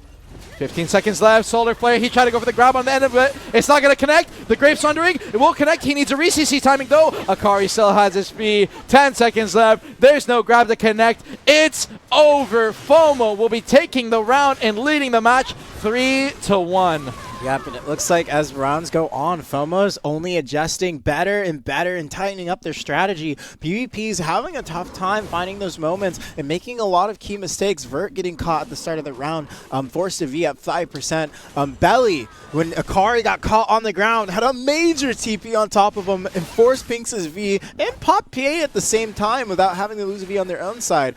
And then Mamo also find a really good grab onto Liger as well. So just phenomenal gameplay. You can tell there's a ton of clear communication going through FOMO's comms. Although we can't hear it, we can definitely see it. Yeah, the coordination and the level of team play in this matchup has been crazy. Pinks dashing in, tries to go for the Red Moon right there. Belly is just going to be holding and waiting off Vert, dropping that Shadow Explosion. He's going to be going Tendon Cutter, trying to connect over on a Belly with the float off the end of that, but will not manage to connect. Belly was just sitting and lingering in his super armor. He's going to be TPing away. As you can see, Koze came up behind him, trying to go for a little bit of peel just in case he was getting pressured out. Seems like he's going to be fine. Pinks dropping the Nado for that long range. That is going to be unprotected, so he definitely can get punished. Stub Arrow, trying to connect over on a Belly in case he tries to throw out any kind of fireball or lightning connection. Now Vert coming in is going to be managing to land that Dance Macabre over on a Belly. Smoke try to go for the grab on a Belly. Belly TV's out just in time. No grab punish though. No CC punish over onto Smoke's grab. That is the one thing about Seraph grab. It has such a small punish window. So even if you're there in time and you think you're there in time, it is so hard to punish the grab timing. You almost every time have to grab the Seraph grab, and that's exactly what Koze has been doing to Smoke. It's been such an aggressive pressure that he's been looking for, and Smoke has been having a rough time trying to get anything done on this Seraph. So I'm curious, this round, will he play more aggressive? Will he play more passive? Will he play more peel? I'm not too sure. Vert did end up dying first in the last round, so damage chip on him is super important, and they're doing their best again to sell out this round. It looks like they're going to their original strategy from the round that they won, and I think it is the correct idea. Pressure them out, push them away, don't go for anything risky, and Mamo, Koze, and Belly sitting on top of each other. No absorb available this round. They ended up popping in the last one, so I don't think they can rely on it for a little bit of damage juice, you might call it, over in that last minute. But Vert PvPs are going to get a connection on to Mamo. Mamo, a little too aggressive, is going to force out his V. Vert going in, Dance Macabre over on the Belly. Inez forcing out his TPs. Earthquake evade, avoids that with the block jump. Liger over on the side, Smoke over on the side. Dashing in is going to go for the spin, trying to connect over on the Belly. Belly, no connection. Mamo with no V available, has to be careful with that spin. That multi-hit can definitely punish you out of any kind of micro grab that you may potentially have. And Liger potentially overcommitting a little bit here. Akari went for the grab attempt, did end up missing. Vert's going to be the first one in. Bowl Light connecting over on him. No. Earthquake evade. Good avoidance by Vert. He's taking a lot of damage hit right here, though. And with his E-buff now popped, Pink's E-buff popped as well. Pink's with no V has to be careful trying to go for any kind of follow-up damage chip. Going in. Smoked. Grabbed out. Punished. Forcing his V. Now Belly again still has his V up, and they want to go for chip for him, but it's actually futile. Absorb popped as well. The damage buffs are just too heavy on FOMO's side, and 30 seconds left. It's all going to come down to this. Vert dies without being 2v3. They killed him. The assassination. And with 20 seconds, it's down to Pinks. It's down to Smoke. Their tournament lives on the line. Will FOMO be going to the Heidel Ball, or will PvPs turn it back 10 seconds? Liger desperate. Smoke trying to do anything he can. Solar Flare in. Mamo's missing away. They've already taken it home. They've already committed the robbery. FOMO are gonna be your NA champions. Wow, what a match, and what a showing. And, you know, it's very funny how our demeanors changed drastically from the start of this round, seeing how FOMO subbed out Calv. But seeing how it played out, holy cow. Just the level of clean gameplay from FOMO's side. Clean. So clean. Because here's the thing. You could see throughout that match, like, at first, PvPs was playing confidently as well going into FOMO. But as the rounds went on, it felt like they were playing more angsty. You could see Liger was going for more risky grab plays because you're trying to get a setup, so you can't blame them. You could see Vert was trying to go for something as well. But as they're getting picked apart, as rounds are going on, FOMO just played wonderful. They played beautifully, especially in times where teammates were on the ground and Belly was able to TP on top, get a PA, get some heals, get out of that. There's a reason he's known as NA's best caster. There is a reason. And the amount of grabs that Belly was dodging, like, endlessly. He is so hard to catch. And I say this from experience from fighting the guy. Oh, yeah. It is impossible to catch him unless I have 50 seconds, burn this cooldown, that cooldown, get his mass TP. And you're trying to deal with you're trying to deal with Koze and Mamo on the top same of time. that? Oh, it's so hard. Dude, how are you going to pull that off? So, dude, honestly, FOMO, congratulations. Let's go ahead and pull up that bracket. But FOMO is going to be the NA regional champions for this tournament, with second place going to PvPers and BODYSLAMN taking third. But yes, of course, this does mean that FOMO is going to go to the July 25th, 2026 Heidel Ball with a hotel in flight and other accommodations accounted for by Pearl Abyss. So I hope they're cheering. I bet they're cheering right now in their comms. I bet guild chat is going crazy. I bet they're cheering like crazy there in the background. But wow, I hope everyone at home enjoyed those battles, because holy cow, I did not expect things to get that crazy going in. Ladies and gentlemen, this has been your NA Regional Finals. Now, of course, let's bring it back to us. Yeah, how are we feeling? How are we feeling, Armin? Dude, I think that was an amazing tournament. I had a lot of fun. That was a lot of fun. That was a lot of fun. That was a great time. I mean, I think it was a great showing from NA. I'm excited to see them absolutely cook EU. I'm a little biased. I'm joking. I'm excited to see the matchup. I think it's going to be a strong showing from both regions. Absolutely. And I really hope we get to go all the way to a Game 7. That's what we saw for the TwitchCon one. And I think this time around, both regions, FOMO looking strong, Near Airport from EU looking strong. It's going to be a great time. I'm very excited. Well, I guess if Near Airport wins, NA still won. Yeah. Because, you know, Near Airport. Yeah, they tried BMing us with their team. So, you know, it is what it is, man. It is what it is. But, yeah, well, you can't be in the tournament this time, so everyone's safe from you. You know, we saw him in the PvP 100, and we just had to be like, you know what, this guy, no tournament for you. Hey, but you did get a belt. Hey. I did get this. So I might not be in that tournament, but you're never taking this away from me. Just saying. Just keep in mind, this guy brought that on the flight. You got that through TSA. Hey. I might have got hassled a little bit, but we brought the belt through. I mean, I don't have a belt to show off, unfortunately. I had to bring it for the memes. All right. But that was a great tournament, though. That was a great tournament. I had a lot of fun. All right, ladies and gentlemen, before we head out, I do want to take a look at the rewards one last time, just so you can get a peek into what our players and participants had battled for. Again, first place just got 100,000 pros. That means Belly, Cal, Koze, and Mamo all earn 100k pearls, a permanent Glorious Arsha weapon skin, Glorious Arena of Arsha reward box times 10, Arsha's proof, and a 2026 Heidel Ball invitation and championship entry with flights in hotel and other accommodations supplied by Pearl Abyss. Second place team got 30,000 pearls, 90-day Glorious Arsha weapon skin, and 3 reward boxes. Third place got 15k pearls, a 60-day Glorious Arsha weapon skin, and 2 Glorious Arena of Arsha reward boxes. And fourth place ended off with 5,000 pearls, a 30-day Glorious Arsha weapon skin, and 1 Glorious of Arena Arsha reward box. Now, before we head out, we still got another thing for you guys. I know we like You My know, favorite I know thing. everyone's in the chat like, where's the codes? Do you have anything for us? I know someone in chat earlier, they said they wanted Cronstones too. Well, we heard you, and just for you guys, we do have a little bit of, we have a code for you guys before we head out. That code's going to be NA Showdown 26. That means you're going to get the tough Tendon Elixir times 5, Magical Elixir times 1, Choose Your Combat Life, Scroll Box times 1, Perfume of Deep Sea times 5, Sturdy Forest Tread times 6, High Quality Perfume Box, excuse me, 5 of those. But most importantly, I know it's what you're looking at, chat, it's the 1,000 Cronstones. Oh, those are so nice. Good luck on getting an additional fail stack on your next enhancement. Yeah, I did just say all of you would fail your next enhancement. That is messed up. That is messed up. Hey, me too, me too. But ladies and gentlemen, this has been your NA Regionals for the NA Part 2 of 3 for the NA versus EU Showdown. I think something was being told in my ear real quick. Hold on. We do have something coming up. What's next? So we have the NA versus EU champion offline match happening July 25th on a Saturday. This will be NA and EU's first place teams who have been invited to the United States to compete in the NA versus EU championships offline match at the Heidel Ball 2026. Now, ladies and gentlemen, the last time that NA versus EU squared off in person was at the TwitchCon San Diego 2022 tournament on LAN.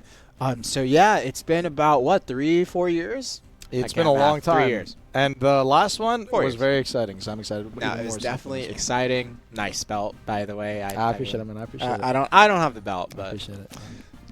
yeah, ladies and gentlemen, I'm your host, CM Etsu. Joining me here today is former. I don't know why I almost said CM Armin.